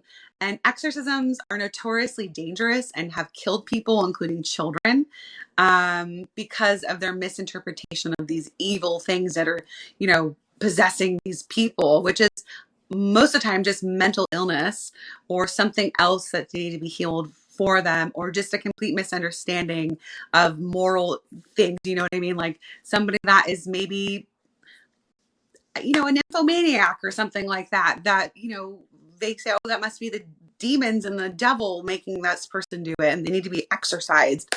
So these are just all normal psychological things, in my opinion. Yeah, I agree. I don't believe in being possessed by demons or anything like that. I think a lot of times it's comes down to mental illness, and a lot of the times I feel like people should be going to doctors and following through that way, because there are a lot of things that can happen when somebody has schizophrenia or Yeah. epilepsy, or a lot of these conditions where they can show superhuman strength or different personalities, stuff Or like that. mediumship. You know what I mean? Like, Yeah. there's definitely times where I'm sure that they thought there was a demon, and, you know, that's how the witches were burned at the stake, right? Is all this misinterpretation and fear. And another big Mhm. reason why I say fear is not your friend. You know, it's scary what people do when they get an idea in their head based on fear, and how easy it is to move into a mob mentality with it, and how scary that is. So I say stay away from fear if you can. Get more into understanding and knowledge, and that's going to help you much more than anything else. Mhm. Um, let's see. Yeah. A lot of people agreeing about the possessions, and people that have, you know, had their parents, had a friend be exorcised because of their gifts. And it's just sad. Just sad. You know, it's like a lot of the same of like, you know, trying to reform people that are homosexual, right? It's like there's something wrong with you. You need to have that removed from you. Like, no, this is Right. how I am. You know, it's Yeah. how I am. Um, let's see. I'm looking through things here. I don't know if you heard that, Megan, but they're asking what the documentary is called again. So I don't know if they heard it from before. Close Encounters of the Fifth Dimension. The Is that Fifth right? Kind. The Fifth Kind. You can find it on Yeah. Amazon Prime. It's really good. It's really, really good. So like I was saying before, like if I find something that like I think is really good and helpful, I will share it. And like, here, go watch this. Go do that. Um, yeah. How is Maria doing? How is Maria doing? The Happy Healing Shop. I've missed seeing her here on TikTok. She's one of the first mediums I connected with. That I felt like was on the same page with me with things, and definitely thinking of her. Um, I recently posted a video of the bullying from Christian TikTok towards spiritual TikTok. Oh yeah, I've been bullied. I mean, I can't even tell you from how many angles I've been bullying from witch talk for saying there's nothing to fear from spirit. I've been bullied from Christian, obviously there's tons of Christians that are wonderful and I love them. And then there's Bible thumpers, which are separate from that category, in my opinion, who think anything that isn't what they understand is evil. Um, and yeah, they're the things that they say they hate about other people, about trying to convince them that there's no God, or you know what I mean, like people they hate about atheists. So what are they doing to everyone else? They're doing the exact same thing. It's just all hypocritical nonsense, all based in, again, fear and misunderstanding. And yeah. It's amazing how much hate you can get for just simply saying there's nothing to fear i, about the spirit world. I know. It's I like, mean, literally, like people get angry. People get freaking mm-hmm, angry, like they're gonna throw fists at you or something. Like I know you've had experiences with that too. mm-hmm, But like here's the thing I want people to understand. It's not to say your experience that you had that was scary to you, it wasn't real. That's not the issue. The issue is understanding its misinterpretation of what happened and understanding that everything we experience comes through our filter, our belief systems. And a good example that I like to give of this is somebody that is not afraid of dogs will have an experience with a dog and be able to see it for what it is. Oh, there's a dog and they're super cute. Someone that is terrified of dogs will have the exact same experience where the dog is not doing anything to them, but will be terrified of what happened. And their story of what they say about that experience will be very different from the person who is not afraid of the dogs. Okay. So everything we experience gets warped or colored by our thoughts, our fears, our beliefs from religion, from Hollywood, from all these things. So mm-hmm, learning to develop as a medium means you have to take all that away. You have to take all that away so you can be neutral, to be able to see things for what they actually are, which is just communication, or, be able to feel the love that's actually coming near you. And so I want to be clear that when I say this to people, they get angry at me because they feel like I'm trying to take away their experience. And that's not the point. The point is for them to re-examine their experience with different lenses to look at that experience so that they understand that maybe their fearful experience wasn't really fearful at all, but it was something else that they added fear onto. mm-hmm. So yeah. Yes. Thank you for the rose, Becky. You're so sweet. Put it in my teeth. What if you only really hear ghosts and also see them in your mind's eye image? Why is it rare for me? I think some people, your clairs or how you perceive or communicate, some clairs are just stronger than other ones. I know for me, um, clairsentience is a big one, feeling spirits. Um, and the other one that I use a lot when doing readings is clairvoyantly. Um, uh, like clairaudience, that really hasn't developed much for me. I don't really hear too much clairaudiently. Um, even if it's mom, I don't hear the word mom. I'll in my mind's eye, I'll see the word mom. Um, Mm-hmm. but I think it's just how developed your which clair you're using is. Mm-hmm. How do you work primarily? So I use all the clairs now, but I would say the clairaudience started to develop later on. So I was also very strong with like the clairsentience, the claircognizance. So someone's asking what are all the clairs, so I might as well just list them out right now. So clairsentience is feeling. So that can be feeling a physical touch, feeling a sensation in your body, maybe the way somebody passed, the passing conditions. It may be feeling the essence of the feelings of the person, how that person being next to you impacts you. Like if they're an excited person, somebody that likes to talk a lot, or if they're more quiet and withdrawn, those things come through clairsentience. The claircognizance, which is like a knowing, you just know it in that moment, you know that's right, and you just move with that. The clairvoyance is seeing in your mind's eye. If it's subjective, there's also objective clairvoyance, which is seeing in the room, but that is very, very rare. Most people don't necessarily have experiences like that. I have had experiences like that, but again, it's mostly subjective, where you're seeing it in like your mind's eye, or I guess you could think of it as when you are using your imagination and seeing something, when you are having an experience where you're seeing that, again, in your mind's eye, in your picture, in your movie theater, in your head. And then there's clairaudience, which is hearing. Again, there's subjective clairaudience and objective clairaudience. So you're hearing in your mind. It may sound like your own voice. It may sound like the voice of something else. It may be a sound of something. It may be music. You may hear it in the room, but when you're hearing that, then depending on what it is, either some other people may hear it as well or may not. So it just depends. And then there's also the smelling, which is clair olfactory, which I also get as well. And then there's the tasting, which is a clair name that I don't recall the name of. Claire Gusted. Yeah, thank you. So you can also taste. So you can have, it's sort of like when you have a memory of taste of something. A lot of these clairs come almost like feeling or having a memory. It feels almost like that, but it's something not coming from you, but coming to you instead. I'm a little bit confused on her question. I do want to say, I'm assuming, I don't know why I'm saying her, but.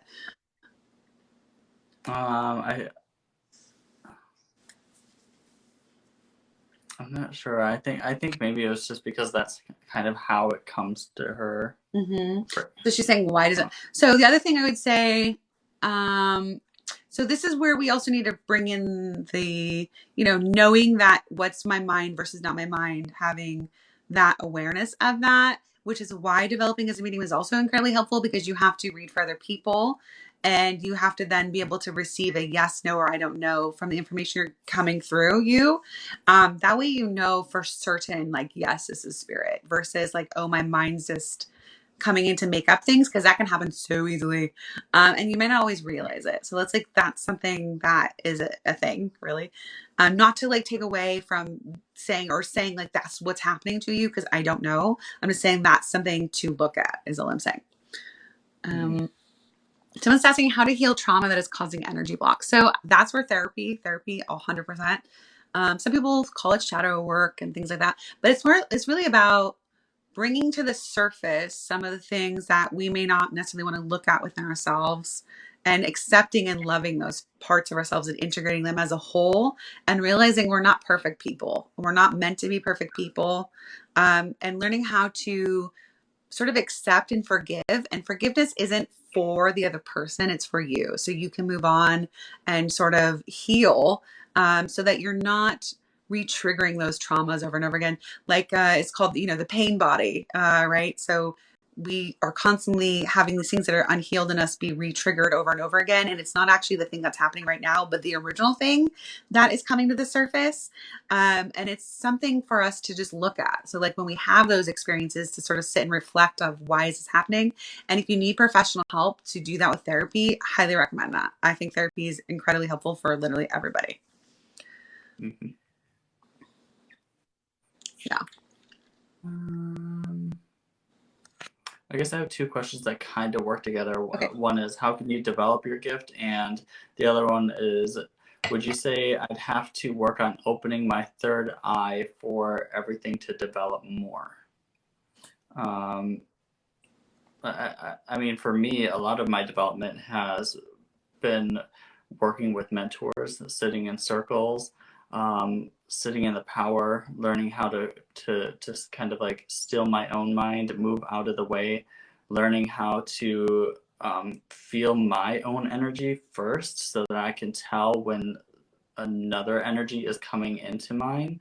And it's all kind of things that you learn with the help of a mentor or somebody that has been doing this for a while and is good at teaching. And yeah, I like, for me, it's not something I would have been able to. Some people might be able to, but for me, it's not something I would have been able to develop without the guidance of somebody else. So I feel like finding a mentor is very, very helpful. Yeah, I agree. I definitely think that having that group also, like-minded people working together is helpful as well. So yeah, like I was saying earlier, Michael Mayo and I are going to be teaching a 6-week course, a foundations course for mediumship. And that's not to say that people that haven't already been doing development, it wouldn't be beneficial for you as well, because a lot of times that people are missing certain aspects of from not maybe having the best teaching and things like that, and this will help fill that in for people. But even if you've never done anything at all, this will be beneficial to start to cultivate an awareness of, like Michael is saying right now, your own energy first, and being able to feel what that feels like, to then be able to tell the difference when you do have a spirit loved one or a guide or whoever in spirit coming forward. You have to first start with yourself to be able to determine that. Let's see. TikTok is crazy. You can switch between lives. Yeah, that's true. You can. Yeah, there's a different feed for each of us. So like we can't both see each other's feeds, which I think is sort of weird. But like, so if you go from one live to the other live, then there'll be like a different chat that's happening. Yeah. Um, I'm so thankful for Michael Mayo. Yeah, me too, brother. He's my main squeeze. I've studied with Gordon Smith and Eileen Davies, who are both his teachers as well. But I still think Michael truly is probably the best teacher I've ever worked with. And these are, people that are renowned mediums, work Arthur Findlay College and things like that. I love the other people I've worked with as well, but Michael's really an amazing teacher, and he's been teaching me to teach. So that's why we're teaching together. We're working together, and I help in his Sunday morning circles. So if you do have mentoring with him, you can come for a Sunday morning circle and work in there. I'll be there.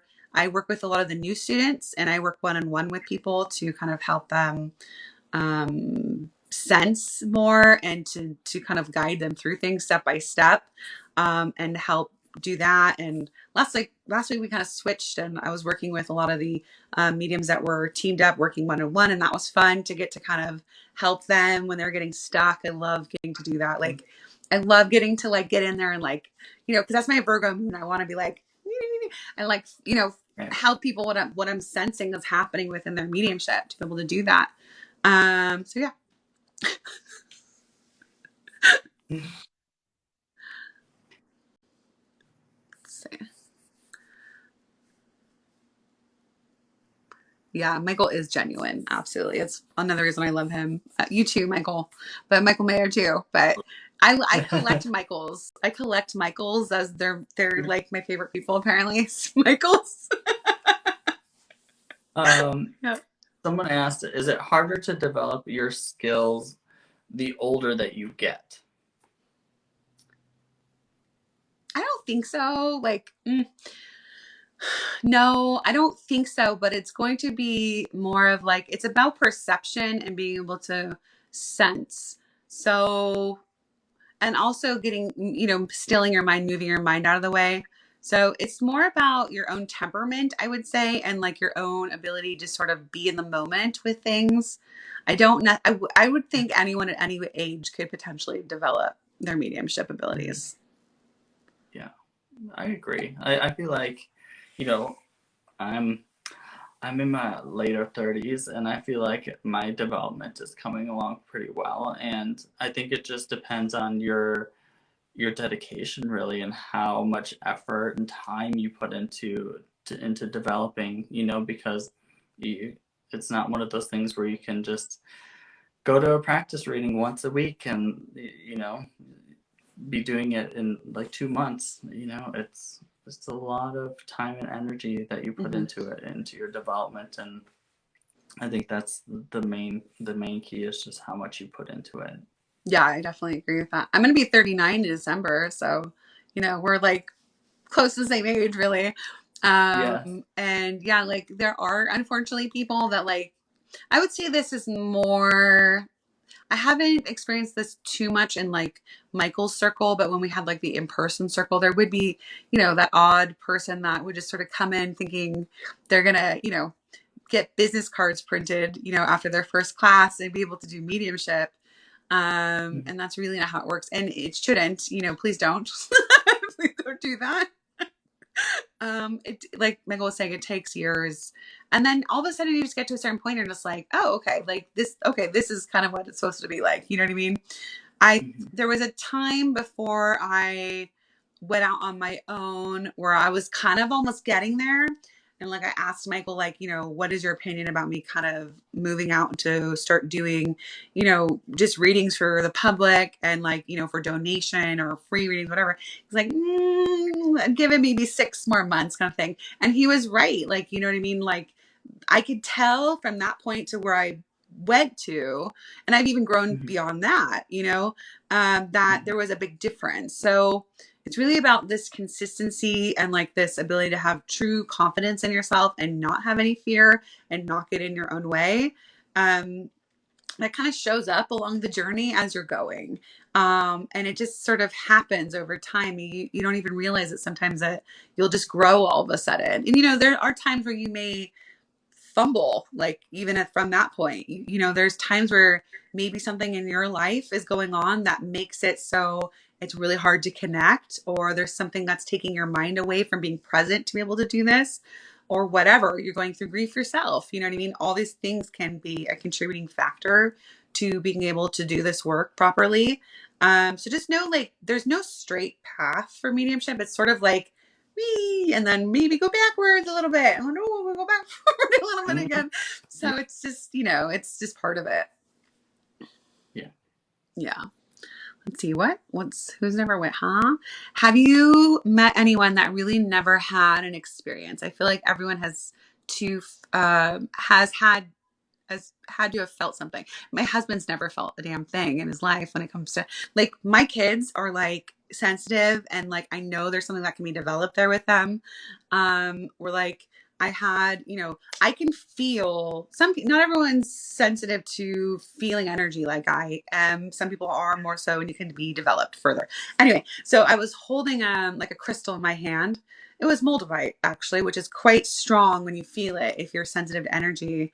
And I could feel that. I put in my kids' hands. They're like, oh yeah, I can totally feel that. Put in my husband's hands. Didn't feel anything. He's like, I don't feel anything. So there's definitely people that have never had a supernatural experience whatsoever, or potentially have had something and have decided it is nothing.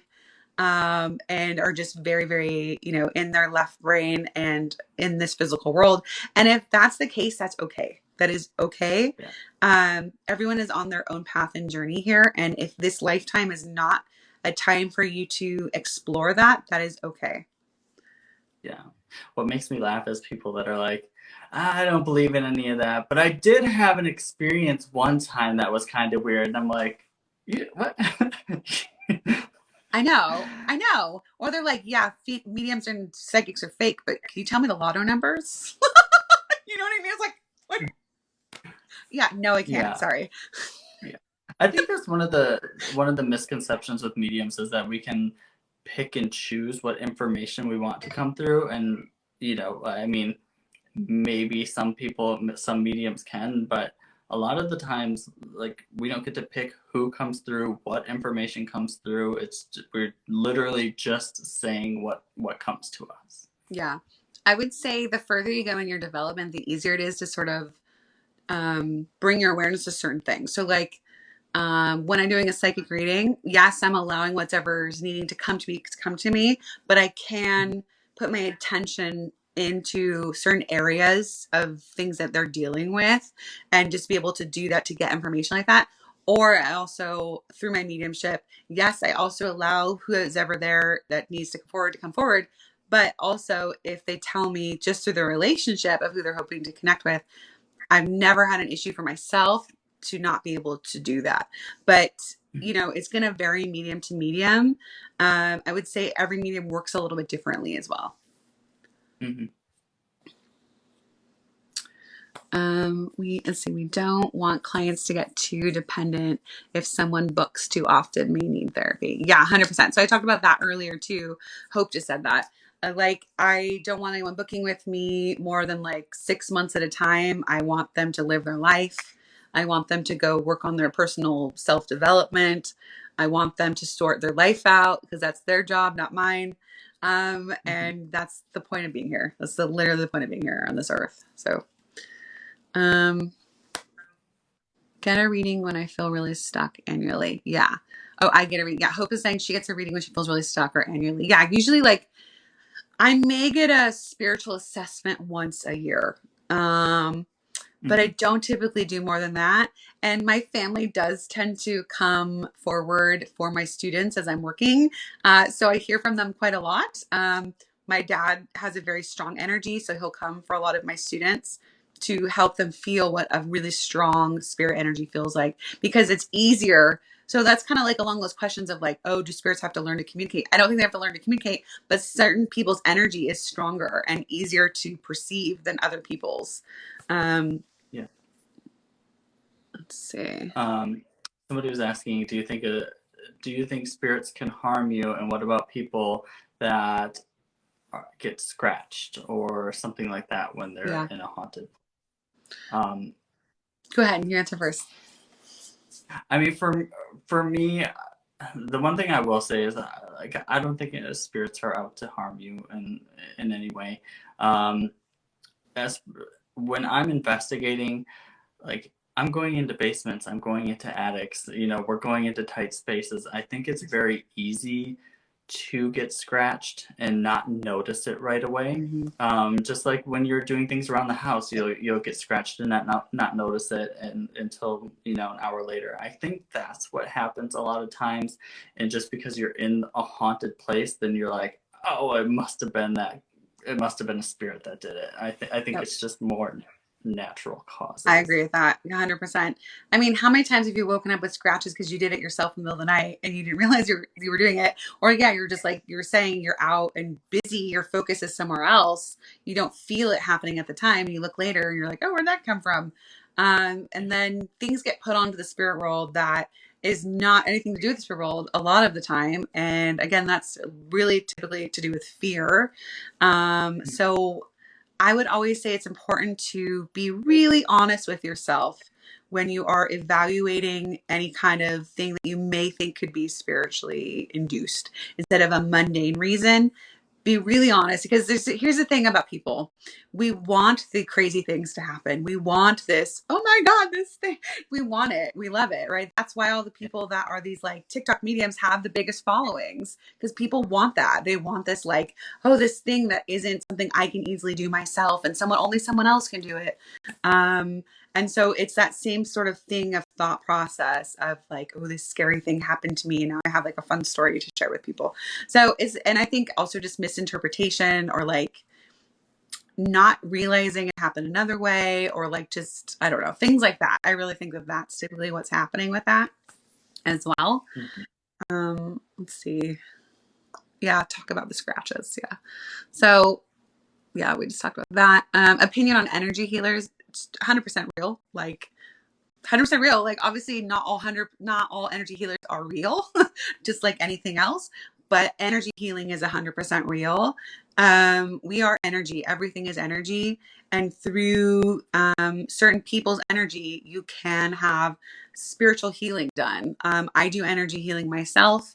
There has been phenomenal stories of people having literal cures happen. Now, do I think that happens most of the time? No. Do I think it's something that is maybe helping to move energy or to maybe open up certain things for you to see where you need to be healed in certain ways, or having actual physical things being healed, maybe like ease of back pain, things like that. Those things can absolutely happen. I tend to think that when it comes to physical ailments and things like that, it is like one of three things. It's stemmed emotionally, it's something physical because it's genetics, or something that happens because we're not taking care of our body properly. So I think that's like one of three things. And I do think that depending on your acceptance of the healing, what your goal of being here in life is, because some people want to have, I know you might not understand this, but some people actually want to have physical ailments here in this world to have to deal with that as an obstacle to get through this life. I know people would think, why would I pick that? Well, one day you'll find out when you're back in spirit and you have that bigger understanding of things that you don't have right now. But that is something that happens. And so if that is something that is the case, healing is not necessarily going to take that away. It could help ease the burden slightly. That is something that's possible. But yes, I absolutely 100% believe in spiritual healing. Yeah, me too. And I if you want to go to a spiritual healer, I totally believe in that, but do not avoid going to doctors too. Oh yeah, It should please. be, like Yeah. working together in conjunction, like Yeah. go to a healer, also see your doctor. And that way Yeah. you're being seen by both two different types of professionals. Yeah. Exactly. Yeah. It's definitely like when I talk about that on my website, I say like, I'm not a doctor. I'm not a therapist. You know what I mean? Like these are all things that need to be seen as well. It's not just like one aspect, we're kind of like, let's pretend we're cubes, right? We have multiple sides of, or like a diamond or a facet of diamonds, right? We have all these different aspects of us that can get help through different means. And I think that exploring all of those ways is beneficial.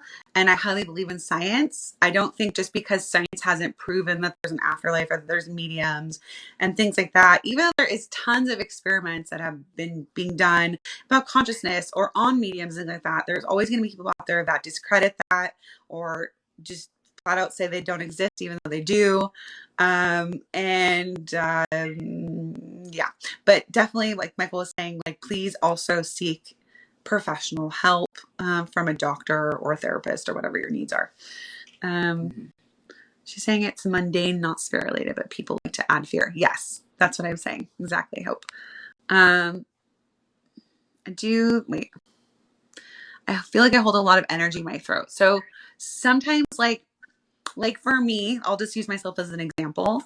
When I was a child, I wasn't able to express myself very well verbally because I was taught to stuff my emotions down and not share my feelings. So it took me a very, very long time until I was like an adult. I mean, it's still something I'm working on even sometimes, but to be able to be like, identify what am I feeling? Okay. Now I need to verbalize it and to let it come out and be able to do that without having so much fear of what the response will be from the other person that I don't allow it. So a lot of times I may even have had times where I definitely have had times where I get upset and start to cry and energy gets stuck in my throat and I literally cannot speak. So like a lot of times there's things like that are, stuck energy in certain places because we have not let that energy flow for a variable amount of reasons. For myself, that's something I've had to work on throughout my life.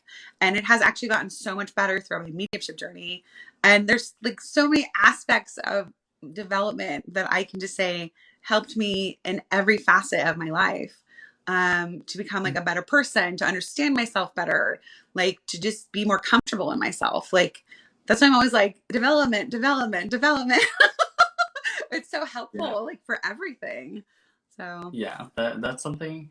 It's so true because when I started developing, I didn't think I was going to learn so much about myself and like grow. Like it's not just learning to be a medium. It's really like learning to be more comfortable with yourself and learning more about yourself that you didn't know before and healing things that you didn't know were still lingering and yep. 100% true. 100% true. The magician's challenge. Yeah. Okay. So I don't have anything to say about her accepting the challenge, the Bolaski. I didn't even know she was a medium, and that's not to say that she isn't because I didn't know that. That's not what I'm saying. I'm just saying, good for her. Like if she wants to do that, I'm like I said in her comments, like girl, like as a fellow medium, I'm behind you on this. Like I personally don't have any desire to prove myself to this person, but if you want to go out and do that, I'm behind you. You know what I mean? Like go for it.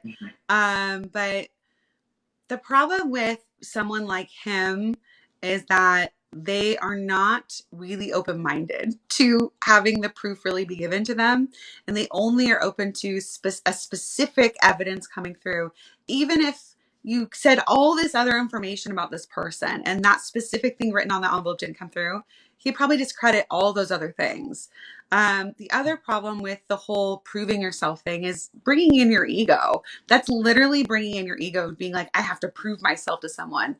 What we're doing with mediumship is learning how to move away from that and learning how to just relay things that we're experiencing. And whether we get information or not, we have to learn to be okay with that. So if we get nothing, we get nothing. If we're having an off day and we can't get anything, then that's okay. Being able to count all experiences we have as okay and good. And to know we're people, we're not robots. And people that don't understand mediumship don't realize what goes into mediumship and that it is real, and that, you know, they have all these preconceived notions of like what it is. And that makes it incredibly hard to work with someone like that, which is why I have zero interest in trying to prove myself to him. Anyone that wants to come to any of my public demonstrations of mediumship or have me, you know, in a private reading and things like that, if you come open-minded, if you come open-hearted to me, I will do my very best to give you evidence. That's all I can do. I'm literally a person, not a robot. And so good for her. Like, I hope it works for her. I know for myself, if I went in there with all this pressure on myself saying, oh my God, I have to get this one thing in this envelope, I would do horribly. The pressure you put on yourself as a medium will close up your abilities like that. If you are closed up like this, you will get nothing. You will get absolutely nothing. You have to be open and relaxed and be able to be receptive. And when you're with someone like that, that's not going to happen. So that's what I have to say about that. Do you have an opinion about that, Michael? Yeah. Well, and you know, like, if somebody was actually like, if somebody like him was coming from a place of love or wanting to understand or wanting to learn or just being open and inquisitive, that's different. But when you're coming from a place of like just trying to prove somebody wrong, like, he's not out there trying to. I don't like him. I'm just gonna say that. I just don't like I him just don't at like that all. guy. Like, Yeah. I don't like him. I'm like, you just gotta, no, sir. Right. Yeah. It's really hard dealing with people like that. Like I've said, I have had many healthy skeptics come to me walking away a believer, not because I was trying to prove anything to them, just because I was giving them what was coming and that was proof enough Right. for them. You know what I mean? So he also tends to pick on mediums that aren't trained, that are out there calling themselves mediums that have no realization of what they're really doing, and then using that as proof and, you know, to be able to be like, yeah, mediums aren't real. Well, you just don't understand it. That's the problem. You just don't have an understanding of what it is. And he thinks he does. Like I've tried, like I literally took, I don't even, way too long to try to have a conversation in the comments with him about trying to explain this to him. But he's not open to listening to it. And all of his followers are worse than him, unfortunately. Like they're just vicious and they just are out to be like, you're wrong, smash. You know what I mean? Like they're not open-minded, and like you can't work with people like that. So Exactly. yeah. Why not share actual studies that have been done already with him? Mediumship has been studied. Yeah, I know. I actually plan to put on a thing on my website to kind of show some of those things, but I still think that those people like that will discredit those studies. They'll say like it's nonsense, and he said something about like, oh, it has to be in his exact conditions or it's not real. And like if you're working like that, like I don't know. Yeah, it's not for me. Yeah. Why am I getting someone's spirit right away? It's not my family and I'm alone. Um well, Well, let me ask you this. How do you know that you are getting someone's spirit is kind of what I want to know. Like, what are you experiencing that's telling you that? And because, so typically what is happening, either we have someone for ourselves that are our loved ones or our guides, or we have someone coming forward for someone else, but the reason they're coming forward is to communicate. They don't really put the effort in unless they're there to communicate, because it is an effort for them to like bring that energy forward, to like communicate with us, to work through us. So I guess I want to know a little bit more about that. Um, Test designed to fail. Yeah. Like I personally would be super down to like be experimented on by scientists that are open-minded, that understand you need certain conditions to be Right. able to like move into your mediumistic awareness in a certain way. Like I would be super down to like have, you know, electrodes put on my head. So there is tons of studies and research. I mean, it's just unfortunately like a lot of the scientists that are out there get discredited by the scientific community and say like, oh, you must have just been had by these fakers that are magicians and whatever. Like, dude, I don't even know how to like do a card trick. I can't even do a bridge with cards. Like I don't know how to do any of that kind of Right. stuff. Like yeah. Yeah, me neither. What about Um, tricksters? Did you have another question? Somebody asked, what about like objects? Do you think objects can be haunted, like haunted dolls or Okay. stuff like that? Okay. I, for me, I feel like it's almost like a haunting where it's more residual energy. For example, like in a house where something traumatic happened, you have that kind of residual energy. I kind of feel like it's almost like that with some objects. Like if it was a really important object to somebody, that energy is still around that object. I don't think like a spirit is attached to it or hanging out or it's possessed by a spirit or anything like that. I think it's usually the energy attached to it that people pick up on. Yeah, I agree with What do you that. There's so many haunted dolls here on TikTok. It's amazing. Uh, Everybody has one. I don't. I don't Well, have one. Um, I mean, all you have that's to do is go true. to eBay and you can you can find them I everywhere. could this is my haunted remote. I could pick up Mm, anything and tell you guys is haunted, right? yeah. Anything. Um, God. And I mean, So I've bought them too. I have a couple here that are supposed to be haunted, but I do it more for the like paranormal research of it. yeah, So like, I go into it, I buy them to experiment. I'm using my EMF detectors. I'm using my spirit box. I'm using things to see if because they'll usually come with a backstory to them. So I'm like, yeah, well, let's see if this stuff really happens. And right. so far, So far, it hasn't nothing. Yeah. happened. So obviously there's something like you're saying, there's psychometry. So anything that we hold brings our energy to that thing. Literally, there is an exercise that I have done several times, which is really fun. And I wish we could do this with you guys in the group, but it's, I don't know, when you get further in your development, hopefully we could do this. But basically, the medium that is going to work goes out of the room. So we could put you like in the waiting room and Zoom, or if they go out of the room, they can't hear or see what's going on. They pick someone who's in the circle, and there's usually, I don't know, 20 people ish in the circle. They pick someone to go sit in a chair at the front of the room. We don't know who it's going to be or whatever. So they send the chair for like 30 seconds or whatever, right? They put their energy in the chair. Then the medium comes back and then they tune into whoever's that energy was in the chair just by intention. They bring information about that person psychically, and then they connect in with one of their loved ones through just having their energy, just through having that intention to do so. So it shows you that our energy, even through just touching something once, is there. So, like, my whole life, and I didn't realize this until later on, whenever I go into like a Goodwill, a thrift store, an antique store, I get so overwhelmed feeling that I feel claustrophobic, and I have to like purposely bring my awareness to like one thing and try to block out everything else. I didn't realize it's probably because there's so much energy on all those objects that's still there that I was getting overwhelmed with. I thought maybe there was something wrong with me. I realized later on that like, oh, that's like a thing that's happening to me because of all the energy that's there. I just didn't realize it. Yeah. So it happens to you too. I get the same way because my husband loves to shop at like Ross and stuff like that, and I don't know. I just always get really overwhelmed in those places. I'm like, Yeah. can I'm we like, go? I feel the same way. Like I just feel like, especially when it's, I don't know, especially for me, like those stores too.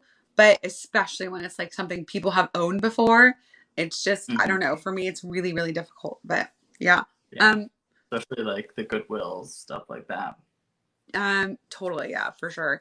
Do you have an opinion on Lorraine Warren? So my opinion on the Warrens is, you know, they did push the paranormal and paranormal investigations into the spotlight more. So I do appreciate the awareness that they brought to the paranormal.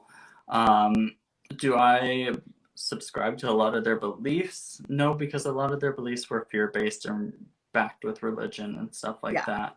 Um, I do, I do think some of the experiences that they had were real, but I do think that over time things get embellished and sensationalized and stuff like that. So like I definitely want to give them credit for what they did and like pushing the paranormal into the mainstream a little bit more, but I definitely think some things were embellished over time.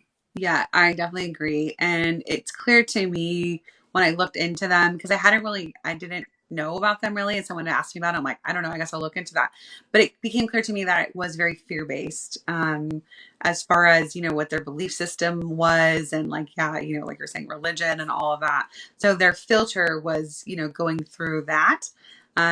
So like you're saying, like, it's not to say they didn't necessarily have experiences, but that maybe they were misinterpreted or like embellish, like you're saying, sensationalize, because that does tend to happen, especially when things are on the media, because that's what get views. The views are about the sensationalism, and that's why. Ooh, let's talk about the paranormal shows. Yeah. Oh boy. Um, yeah, because I almost never watch them now because I'm just like, yeah, that's nothing. Like that's nothing. I don't know what you're talking about. But like, to me, a lot of the stuff that I see is just for ratings. So Yeah, I don't really watch paranormal shows anymore either.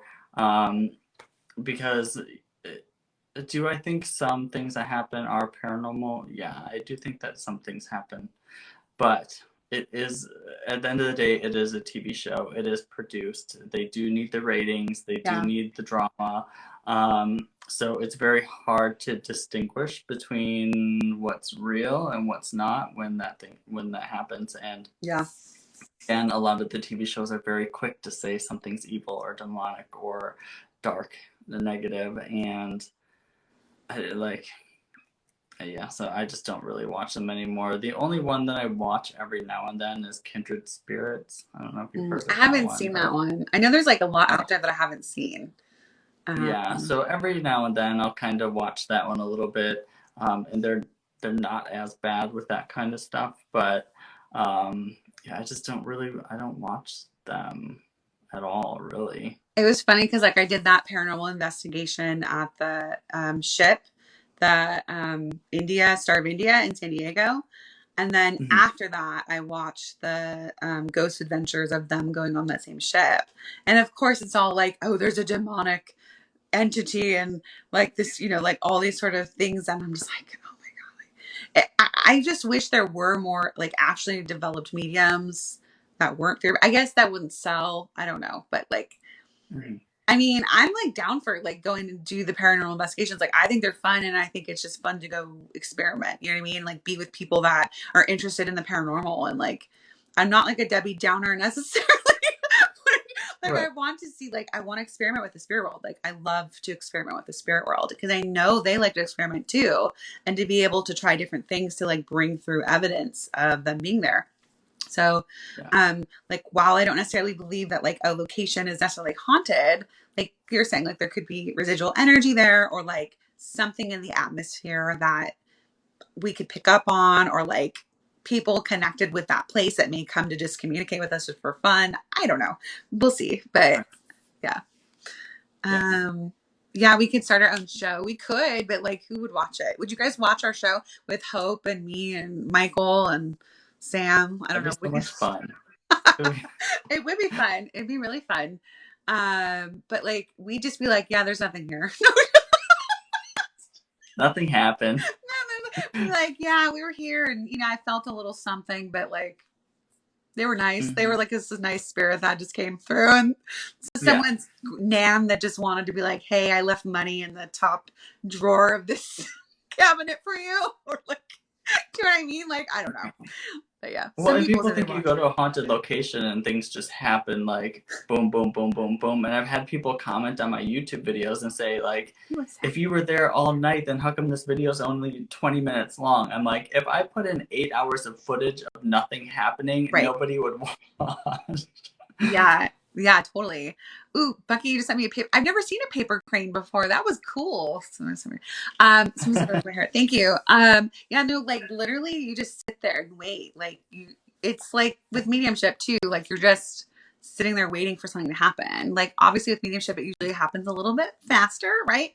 But when it comes to like having paranormal experiences, it has a lot to do with the energy. It has a lot to do with the people that are there. It has a lot to do with all of that. So if you come in with like an open energy, you guys have good harmony, like all of that gives more ability for the spirit world to be able to do things there with you. If you come in like some people, Zach, and are like angry and yelling at the spirits and things like that, yes, I know sometimes that can make something happen, but I really hate it because I think you should be respectful of the spirit world because they're amazing. And like, I hate that when I see that. Actually I got in trouble with my friend that I was on the paranormal investigation with because we weren't with like a team of people that knew what they were doing. We were there with people that like just wanted to come investigate and like be a part of this thing, right? So there was people that were like trying to do that kind of stuff and I could not help myself. I'm like, can you just be respectful of the spirit world? Like, um, I don't know, like it just literally came out of my mouth. I'm like, yeah, don't do that. I couldn't help it because I was like, because it offends me. Like it literally hurts me when someone's rude to the spirit world like that. Because like, what do they do to you? Like you wouldn't talk to like another person like Right. that. Why would you do that to like the spirit world? And like, I feel like an ambassador of the spirit world, and like I work with them so closely. I love them. So I like, but she was like embarrassed. I was like, sorry. Well, and then you always see him like taunting and tormenting these spirits, and then when something happens, he runs the other way screaming. And I'm like, well, like you asked for something to happen, and when it happened, now you're afraid of it. Like, come on, what are you I doing? know. Like, oh yeah, I saw another episode where they were like in the what is it? The one in San Jose, the like, the really cool Winchester Mansion. I would love to go there. Oh, My okay. God, I'd love to go there. But Yeah. they were like having communication in the seance room, right? They had communication and they're like, okay, well, let's go to another part. I'm like, what are you doing? They're just starting the communication and you're getting up and leaving? Right. Like, Yeah. why would you do that? So funny. I don't know. They just don't know how the spirit world, like they literally don't know how that works. Like it has to Hmm. build up. And once it starts, you don't just leave it. Like it Right. builds up the energy and then they're able to come through. Like once they get a hold on coming through, So it's like, anyway. Um, what advice would you give to young people getting invested into spirituality? Michael? Um, I would say just be very open-minded, ask questions. Um, Instead of being afraid, be curious. I always tell people that a lot. I'm like, don't be afraid, be curious, and just be open to different experiences. Listen to other people's experiences, um, and be prepared that your journey is your own. It's going to happen in its own time. Don't rush it, and just kind of enjoy the experience. Absolutely agree. Yeah, don't compare yourself to anyone else. Your journey is your own. Like Michael was saying, comparison steals your joy and is not helpful to you. Um, yeah, have patience with yourself. Don't think that because you had some amazing experience that that's how it's going to continue to be all the time. Be open-minded to the way signs and synchronicities can show up for you. Try not to be closed-minded to, oh, it has to be this certain way or that certain way. Let the spirit world lead you. if you can. Let yourself surrender to the journey, because they will lead you. Things aren't just happening randomly here. They're all happening in the right timing and in the right way. And that includes the times you fall on your face. That includes the times you're having a difficult time, because you're learning something from it. You're growing from it. You're becoming a deeper, more compassionate person through it. You're learning how to heal through it. All these things are all helpful to you, even if it's hard to see that in the moment when you're having it happen. So that would be what I would say as well to, starting your spiritual journey. Um, yeah. So someone's asking about their spirit guides, like basically how do you get to know your spirit guides? That's a great question. You already do know them, you just don't consciously know that you do. But you can do things like learning to sit in the power, which I have a YouTube video explaining and breaking down exactly what this means and why it's helpful to do it, how to do it. But it's basically learning how to sit in the still, quiet place within yourself and allowing your awareness to open, to be perceptive to the spirit world, to your spirit guides who are always with you. It's more about learning to perceive their energy, their essence, than it is to get a name or see what they look like and things like that. If you can feel their presence with you, that is going to tell you more than any of those other things. And like Michael Mayo always says, it's a lot easier to make up an image in your mind than it is to make up a feeling. The way we feel and have something happen to us will be much more dependable than having our mind potentially make something up, because our mind is always constantly wanting to give us the answer to our question. That's its job. So we have to learn how to move out of the way and not necessarily depend on that when we're doing more spiritual things. So doing that, sitting in the power, is very helpful. The second aspect to that would be to learn how to do a sitting where you're actually having your guides come forward to feel their energy. That's something we also do in the development class that I'll be teaching, is to learn to have them come forward to feel what they feel like, have them step back, have them come back again. So you can learn, okay, this is my energy. Oh, this is what my energy feels like when they're here. Oh, they step back and there's my energy again. Oh, and here they're again. Now I know what they feel like. Mm-hmm. So it's a building of this relationship and trust within that relationship that you start to form. Yeah. Oh, that's really right. Just focus on feeling their presence, because I feel like when I first started, I was so worried about what their name was, what they looked like all those things, and I feel like though concentrating on those things and trying to get those specific details closed me off more to the experience at all. And when I kind of just let go of those things and worrying about that, that's when I started to feel my guide around me more. Exactly. Yeah. So anytime you have that tunnel vision where you're like, I'm going to get this one thing, you're closing yourself to all the other things that could come forward for you. Someone's asking about trickster spirits. I know there's a lot of people here on TikTok that like to talk about trickster spirits and like, there's a trickster spirit pretending to be my spirit guide and all this. And to me, that's a bunch of nonsense. I've never come across a spirit that's a trickster. This is all about misinterpretation of what you're experiencing. So if you are experiencing something, but you don't know, you may be getting bits and pieces that you're getting, right? But then your mind keeps coming in to like fill in the rest. Then you go, oh, this is like a trickster, right? They're just like tricking me. They're like messing with me. But it's just your own mind messing with you and messing with the connection of what you're actually receiving. So I don't believe in trickster spirits whatsoever. I've never had an experience where the spirit world hasn't been honest, loving, wonderful, there to put their energy in to communicate and to help, give guidance, give reassurance that life continues on, to help us have a better life here and not be afraid of this, of dying or of the spirit world, because they are showing us they still continue on, that there is a continuity of life beyond this physical world. So no, I don't personally believe in tricks or spirits. Me either. I think it's just all about miscommunication, and like there are times where when I'm doing the readings where I'll give a piece of information that, not trying to, I misinterpret it, and I'll give it, and the sitter's like, no, I can't take that. And Michael will be like, well, what made you say that? And then when you go back to the root of it and just say exactly what you experienced, what made you say it, then the sitter's like, oh yes, now that makes sense. Yeah, because they've given it a specific way to be understood by that person, to jog a memory or to whatever, right?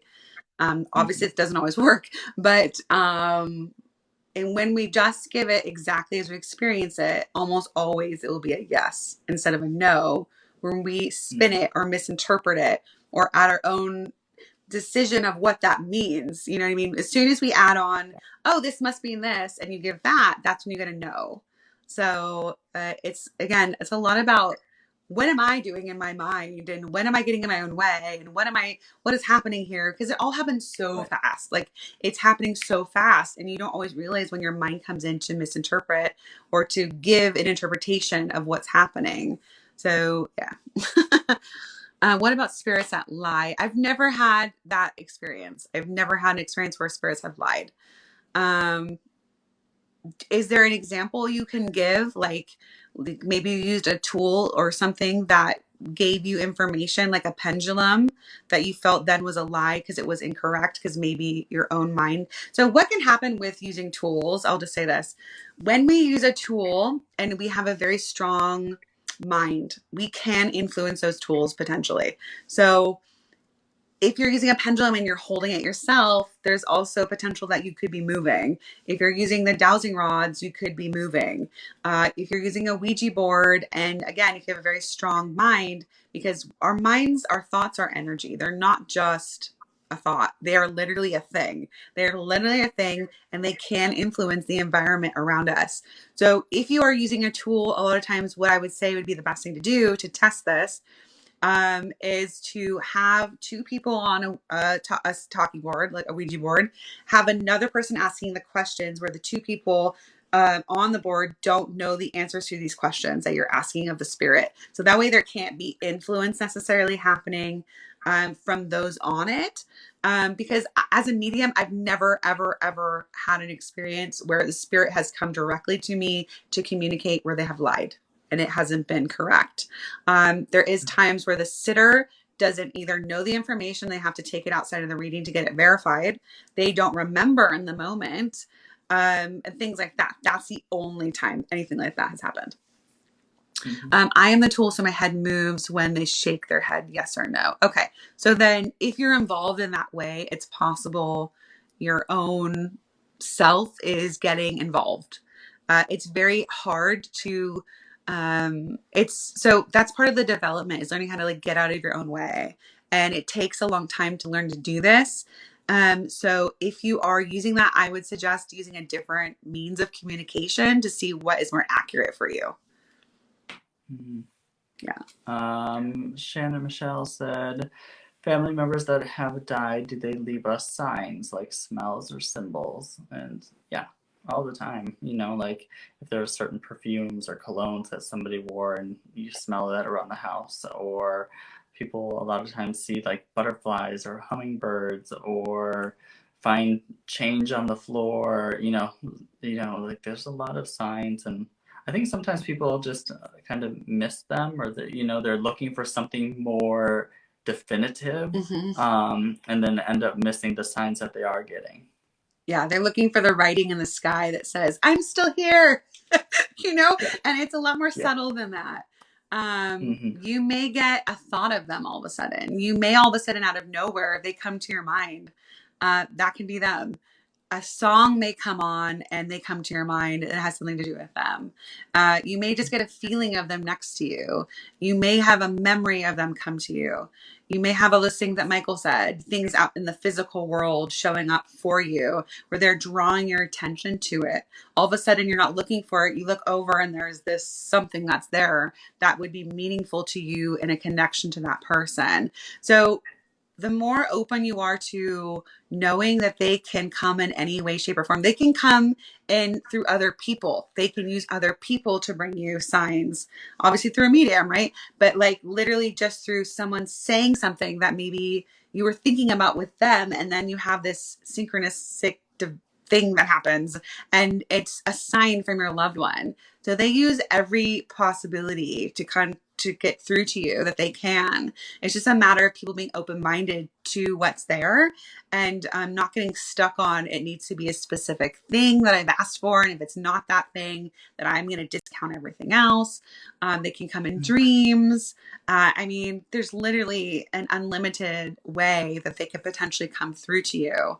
But a lot of times people also miss things because they're so involved in their mind and their thinking mind that they're going throughout life missing things around them. I can't even tell you how many times I've seen people walk through a park, whereas me as a photographer, always noticing details of things, I'm noticing, oh, look at this beautiful spider weaving orb thing, or like these flowers, or like everyone else. There's all these people on in their, their headphones and their like tunnel vision on like what they're doing. They're not noticing anything around them at all. And so many people walk around like that all the time. And I think they're missing signs all the time. Yeah.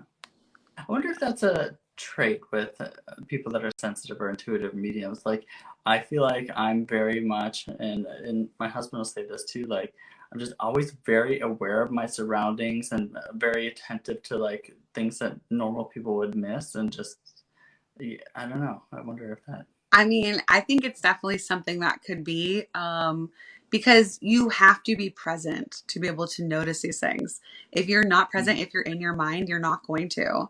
So, and that involves feeling spirit as well. You have to be present and aware of your surroundings, the awareness around you to sense any of that. So I definitely think that's a thing. Like, I just made that video about like things I found as interesting coincidences between mediums, are like, creative, sensitive, obviously, empathic, trauma, very creative, love music or love to sing, love animals. A lot of us are also neurodivergent. Like, I'm dyslexic and I have ADHD.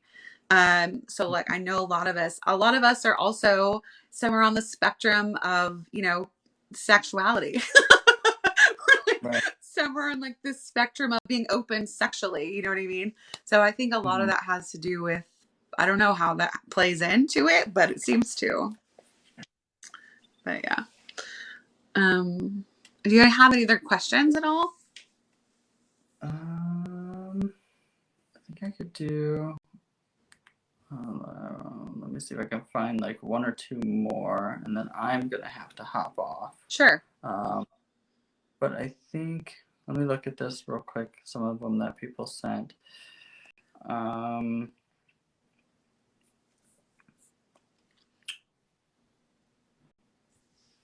feel like we went through and answered a lot of these questions that people sent me through my video.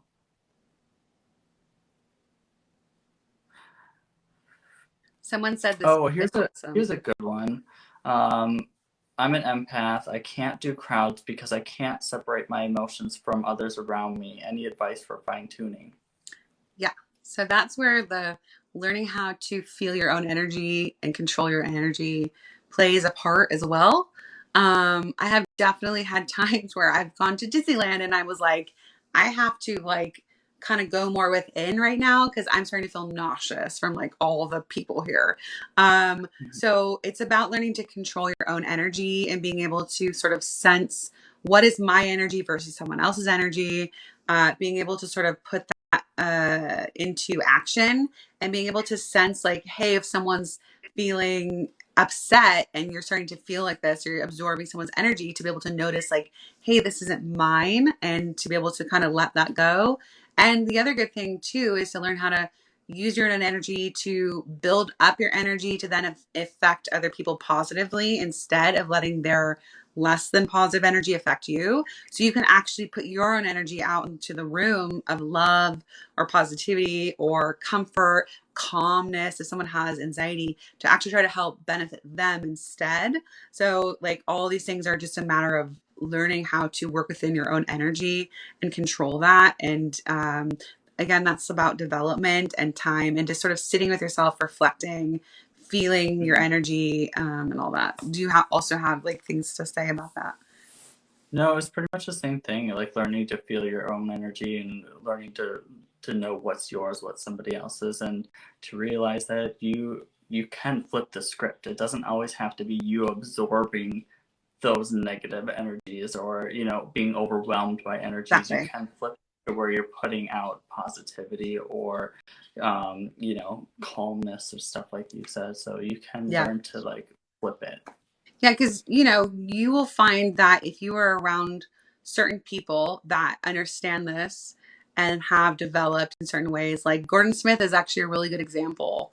Being around Gordon when he is teaching or talking about spirit world, or Eileen Davies, they put out a power. They put out a certain frequency of their energy that sort of envelops everyone else's energy to like bring a sense of like love and upliftment and like this thing that is coming from their energy, but it's extending out to everyone. And it even happens through just listening to them on YouTube or something like that. Like I was just listening to a talk Gordon did for bereaved parents, and just listening to him made me start to feel like, you know what? I've been around a lot of people with anxiety recently, and I didn't realize that I was sort of feeling like this. And just listening to him and being in his energy uplifted me, made me feel better. So, like, there's certain people that will be able to do that. And so you can learn to do that yourself, but just building that love, building that sense of character, that sense of yourself, and being strong in your own energy with that. Yeah. Yeah. So, okay. So someone said this has been awesome, just so you know, Michael. Oh, good. Someone just asked if we've ever had, I know you want to go, but someone just Okay. asked, have you ever had an experience with a higher deity? I have not necessarily. Well, I'm a trance medium. I also sit for trance mediumship. I have different guides and people that work with me in that. I don't know their status as far as like if they're a higher deity or not. And to me, it doesn't make any difference. Like I was saying before, like we all come from that same source. I know that those in spirit are there to try to help us. I know that they all kind of work together to do this and to bring forward what's needed. So I never question necessarily like, oh, where are they at? And like which dimension are you in? And if you're not in this dimension, you can't come and bother me. Some people are like that, like, or they're like, you can only come like this close. If you get any closer, like, no, you're not, you don't have permission. Like all of those things are barriers to your development. All of those things are barriers to actually getting real quality information from spirit. Like throw all of that idea out. Like any of you guys that are developing and listening to stuff like that, the whole thing is surrender. The whole thing is trust. And you are not doing that if you are putting parameters on the spirit world in that way. Now, should you have boundaries as far as like, I am working now, I am not working now? Yes, that's different. But when you're actually working with spirit, um, just trust them. That's kind of the whole gig is you're an instrument. You're not the one that's supposed to be like, like you're literally the instrument and like, that's your job. Right. Yeah. I get on my soapbox a little bit sometimes, but That's okay. Go for it. Answer those questions. Oh good. That's so sweet. So that's so sweet. You're like literally that made me happy. Someone just said that's you, Megan. Anytime I'm on your lives, I feel so much positivity. That makes me like when people say stuff like that to me and like or tell me I've been helping them like become less fearful of the spirit world, or like I know I'm making a positive impact in general, like it hit like it like I accept that. It's like, so I'm learning to be like, because you know how like sometimes you're just like, I don't know what to do with that compliment. I'm learning to just be like, I accept that, and like I literally feel that in my heart. Like I literally am like, Thank that makes me so you. happy. That's like the whole point. You know what I mean? Like it's the whole point, and that makes me really happy. So thank you. Oh, so cool. The Happy Healing Shop also said, keep doing the great work for both of you, teaching, healing, empowering others. Yay. Thank you. Yeah, this has been awesome. I'm so glad that they have this feature now where we can like talk to other people and not just, like it's nice to be able to do this. So I definitely want to like continue doing this with you or other people and like having conversations. I think that's really fun. Me too. I think it's fun. I like, it's fun bouncing ideas off of each other, opinions, comments. Yeah, I really like it. Well, thank you, Michael. And I guess we're saying goodnight. Yeah, see, a lot of people are going to bed, and yeah, do more lives like this. I said, yeah, I'd love to do that. I don't get a chance to come on like that often to do lives, but when I do, I spend fucking forever. So, but yeah. So yeah, She's like, so I'm here now. I'm not leaving. literally, I'm just like, I'll just keep talking all night. If, I ran out of water, so that would probably get me, eventually off of here. But